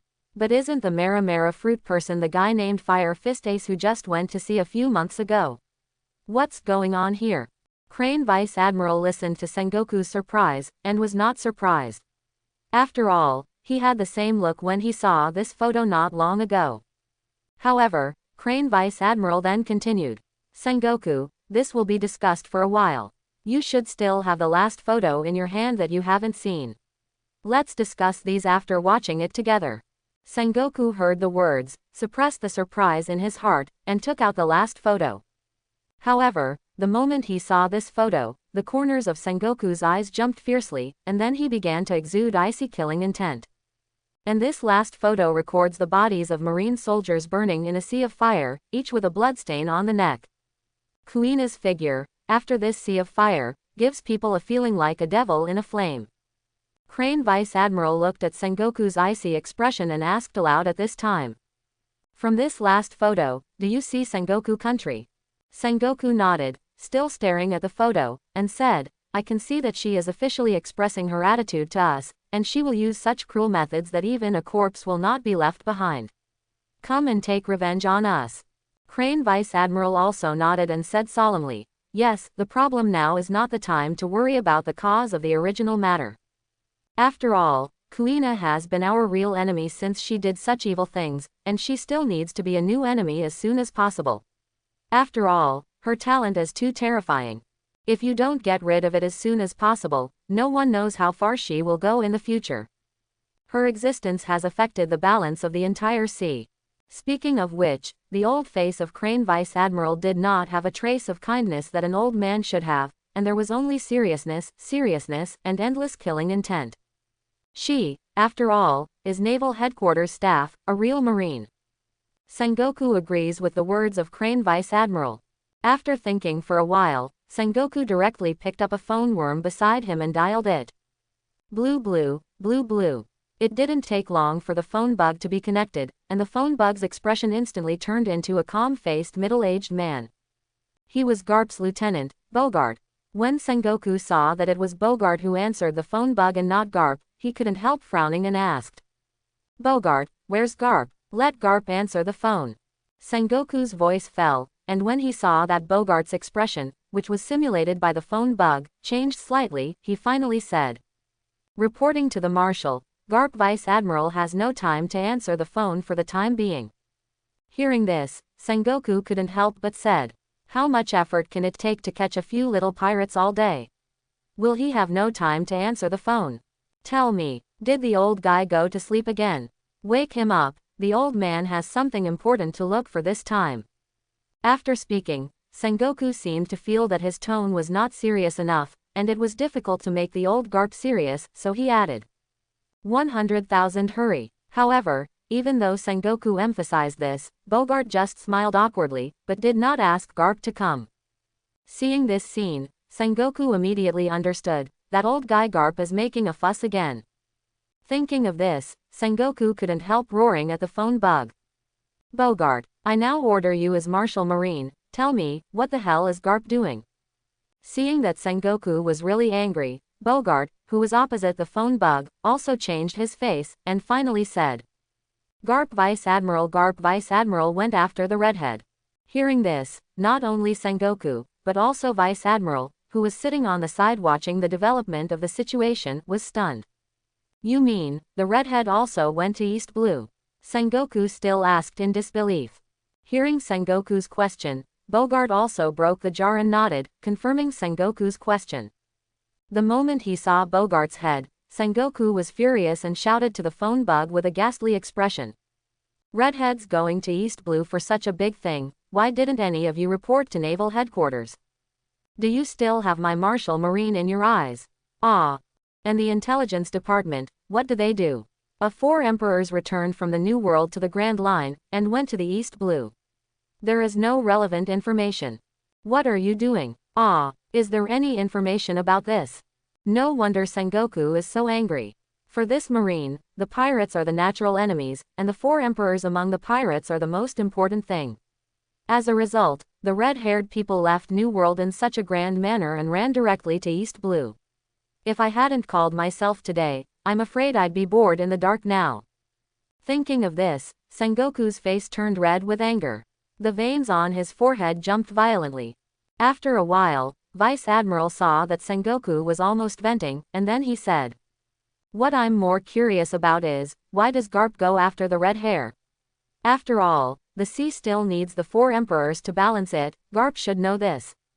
The opposite Bogart seemed to have heard the words of Vice Admiral, so he sold Garp directly and said, Reported to the Crane Chief of Staff, Garp Vice Admiral, that the redhead taught his good grandson Luffy, and now Luffy is clamoring to be one piece. Garp Vice Admiral thinks all of this is the reason for the red hair, so after discovering the red hair pirates today, he took the branch soldiers to hunt down the red hair pirates. The old L, his family again. Sengoku scolded angrily, and then ordered Bogart directly opposite the phone bug. Bogart, remember to pass my orders to him when that old fool Garp returns. Hearing this, Bogart, who was opposite the phone bug, stood up instantly and responded with a serious look. Yes. Seeing Bogart's performance in the phone bug, Sengoku nodded with satisfaction and said, Tell Garp, from now on, Marine will start a lore order on Kuina. According to the time estimate, Kuina will go to Logue Town in less than a month, and ask Garp to arrest Kuina in Logue Town, or kill him. After speaking, Sengoku remembered his resistance to the arrest of Kuina when Garp left a month ago, so he added to Bogart, who was opposite the phone bug. I'll send you a few photos in a while, and then you will give the photos to Garp to watch, and then pass the order of the headquarters to Garp, and he will know what to do at that time. On the other side, on the sea outside Logue Town, a pirate ship and a warship are escaping and chasing, so lively. On the warship, Garp shouted to the red-haired Shanks on the red-haired pirate ship ahead. Red-haired Shanks, it's you who taught Luffy bad, now every time he doesn't go, Luffy yells to be a piece of shit. The old man clearly taught Luffy to be a powerful navy since he was a child. It's all you bloody fool. How dare you come to East Blue now? Say it, or are you trying to instill some evil thoughts on the old man's good grandson Luffy? With that said, Garp instantly threw the cannonball in his hand towards the red-haired pirate ship. On the red-haired pirate ship, the red-haired look was a little helpless when he saw this cannonball that was more than 10 times faster than ordinary cannonballs hitting him. The only remaining left hand pulled out the saber from his waist, and then instantly released a sword energy, which was cut in half before the cannonball approached the pirate ship, and then a violent explosion occurred directly in the air. Boom! For a time, the air waves generated by the explosion blew the sails of Red Hair pirates. The Red Hair was also standing on the deck at this time, looking at Garp who was chasing after him, and laughed loudly. Going out to sea to become the Pirate King is a man's dream and pursuit. How can it be said to be an evil thought? When Garp on the warship heard this, he couldn't help but cursed angrily. Red-haired kid, when the old man was chasing Roger, you were just a kid on Roger's boat. Does the old man still need you to teach the old man? Asshole. Don't think that the 4 emperors at sea are really invincible now. Becoming One Piece is a man's dream and pursuit. Shit, go to the One Piece. Luffy is going to be the admired Martial Marine. Today this old man will arrest you no matter what, and you must not let you fool, touch the old man's good grandson again, and make the old man's good grandson crooked. With that said, Garp turned his head and shouted to the marine soldiers who were standing by behind him. Go, get more shells for the old man. Yes. The Marines looked at Garp frantically one by one, and then hurried to carry the box containing the shells. These Marines are just Marine soldiers of the East Blue Branch. I didn't expect to see such a shocking scene today. All of them are very excited. This is the strength of the Marine hero Garp, who chased after One Piece and fled everywhere. Even today's 4 emperors red-haired Shanks, Garp Vice Admiral said he would fight. The most important thing is that after the 4 emperors actually met, they could only run away like a dog who was chased by them. What a shock this is. In no time, a dozen or so Marines were bringing in boxes of shells. Seeing this, Garp grinned, and before the Marine soldiers could react, he quickly grabbed one shell after another and threw it directly at the red-hair pirates. At the same time, Garp also shouted to the redhead. Red-haired brat, the old man will let you know, kidnapped my good grandson. Bone fist meteor shower. On the red-haired pirate ship, Shanks looked at the cannonballs flying all over the sky and couldn't help complaining. It's a messed up old man. After finishing speaking, Shanks turned to look at the rest of the red-hair pirates and said, let's do it together. A group of red-hair pirates agreed with a smile from the cadres, and obviously did not take these cannonballs in their eyes. But also, as the crew members of the 4 emperors, let alone cadres, even ordinary crew members would not take mere cannonballs into their eyes. There is no difference. Let's hurry up, or let these shells fall on our ship, it will be a shame. Ha ha ha, yeah, if Luffy knows that our boat was broken by his grandfather, then I'll be shy, ha ha. Jaloo, don't bite the chicken legs with your mouth. Be careful that a cannonball accidentally flies into your mouth, ha ha ha. Hey, the captain is just so rude, and the crew actually wants to take action. Just as these cadres spoke, they all shot directly, and all the shells exploded in the air just like the previous one. However, this time to stop Garp's bone fist, after the meteor shower, the redhead's expression became serious. He stepped forward and stood on the deck, shouting to Garp from the air. Master Garp, this time I came to East Blue, I didn't come to find Luffy. I came here this time, for the balance of the entire sea, to stop a man from entering the Grand Line by 0.5. On the opposite warship, when Garp heard the words, he stopped his big hand grabbing the cannonball, then looked at the red-haired man, clasped his nose, and said. What, for the balance of the sea? Red-haired brat, make no mistake, you're nothing more than a pirate. How dare you say that it is for the balance of the sea? What qualifications do you have to say this? Facing Garp's taunting, Shanks didn't look angry, but continued.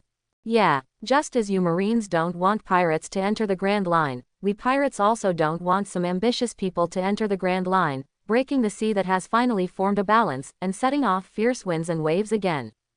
Therefore, I must come to stop a certain man. After all, the ambition in his eyes is too terrible. Therefore, I must come to stop a certain man. After all, the ambition in his eyes is too terrible. Having said that, Shanks looked directly at Garp on the marine ship in the distance, and said seriously. Also ask Mr. Garp to give me a face, don't stop me. Give you a face. When Garp on the warship heard that Shanks actually allowed himself to give him a face, he immediately laughed angrily. Just when he was about to curse back, a signal soldier suddenly ran over in a hurry, holding a phone bug in his hands. Garp Vice Admiral. Admiral Bolt called and said there was something important to report to you. Saying that, the signal soldier held the phone bug in both hands and waited for Garp to pick up the phone bug. Garp's face was a little surprised after listening to the report of the signal trooper, but after thinking about it, he guessed that there is some important news from Sengoku, which is why Bolt called so eagerly. I have to say, although Garp has always been a bit silly and unreliable in the eyes of outsiders, but if someone really thinks Garp is a fool, then he is definitely the stupidest in the whole sea. People. After all, he was the one who chased Roger, destroyed rocks, and caught Golden Lion back then. How could Garp really be a simple character? This is a truly wise man. On the other side, on the red-haired pirate ship, Shanks and others looked at the warship in the distance, and Garp turned out to be a phone bug, which seemed to say something like this. Especially after seeing Garp's changing face, Ben Beckman took a puff of his cigar and put down the gun in his hand. Spitting out a mouthful of eye circles, Ben Beckman said directly, "Looks like we don't have to deal with this horrible Garp, Vice Admiral." Shanks also let out a long sigh of relief at this time, and then laughed loudly.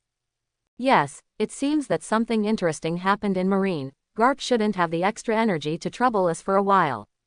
Little ones, remember to have a banquet after you go back, but don't forget. Ha ha ha. On the pirate ship, both the cadres and the ordinary little pirates couldn't help but complain in unison after hearing Shanks' last sentence. Boss, you're just looking for an excuse to have a party.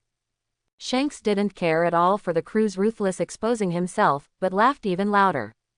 On the other side, on the Marine warship, Garp looked at the photos that he had brought in his hand, and his expression became solemn, and there was even a hint of anger and remorse in his eyes. I didn't expect Kuina to actually dare to do this. Such a brutal killing of Marine soldiers. Unforgivable.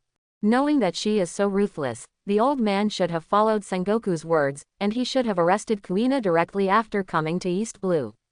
Otherwise, these soldiers will not be left without bones. Garp's big hand rubbed it subconsciously, and the photo in his hand was directly into a ball of paper by Garp. Is there at most a month before I will come to Logue Town? Good. Since this old man made such a big mistake in the first place, then this time, even if he does not sleep for a month, the old man will have to wait for Kuina to arrest her and bring her to justice. The old man must do justice to these dead soldiers. At this time, Garp was like an excited lion, exuding a terrifying and dangerous aura all over his body. Even the soldiers on the warship were all pale at this time, and their bodies were shaking slightly. At this time, Garp also noticed his gaffe, and also found that he had a bad influence on the soldiers around him. He couldn't help but quickly restrained his breath, touched his silver white hair and laughed and apologized. Ahahaha, sorry, didn't notice you guys, sorry. Looking at this Garp with an apologetic appearance, many Marines complained in their hearts. How perfunctory. Garp ignored the soldiers' reactions, turned to look at the red-haired pirate ship that also stopped in the distance, and shouted loudly. Red-haired brat. The old man has something important to do this time, so I'll let you guys go today. However, you have to remember 2 points for the old man. First, don't kidnap the old man's good grandson again, otherwise, after the old man is busy with the things in his hand, even if he catches up to New World, the old man will never give up. Second, the old man allows you to do your business in East Blue this time, but don't affect the civilians, or even if the old man puts down the task at hand, he will arrest you. Red-haired boy, did you hear me clearly? Hearing Garp's warning, Shanks also responded with a laugh. Don't worry, Mr. Garp, this time I will never go to Luffy, nor will I threaten the commoners of East Blue. On the Marine, Garp shouted after hearing the redhead's reassurance. Okay, the old man will believe you once this time, and I hope you will remember what you said. After speaking, Garp turned around and commanded the surrounding Marine soldiers decisively. Warship, turn around and go back to Logue Town.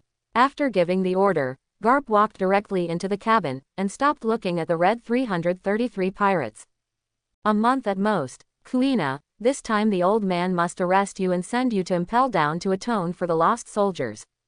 However, what no one knows is that neither Sengoku nor Vice Admiral's guesses about the itinerary of Kuina and Zan Yu's group are too wrong. 3 days later, in the sky of a certain sea area in East Blue, a giant ice dragon with a length of several thousand meters was galloping in the sky. On the back of the ice dragon, there is a wooden boat that is not very large. The wooden boat is wrapped in ice and firmly fixed on the back of the ice dragon. At this moment, above the head of the ice dragon, 3 figures stood still, and the cold wind could not blow the 3 of them at all, as if the 3 of them were not affected by the wind. Hey, Miss Nautical Toolman, are you sure you're on the right track? Zan Yu looked at Nami next to him with a questioning face, and said suspiciously. Hearing Zan Yu calling himself the sailor man, Nami immediately froze. Zan Yu, didn't you say that I became the second rider of the Dark Moon 12 riders? Why are you calling me a sailing tool person now? No, when did I admit that I was a sailing tool person? I hope everyone will support it and subscribe more.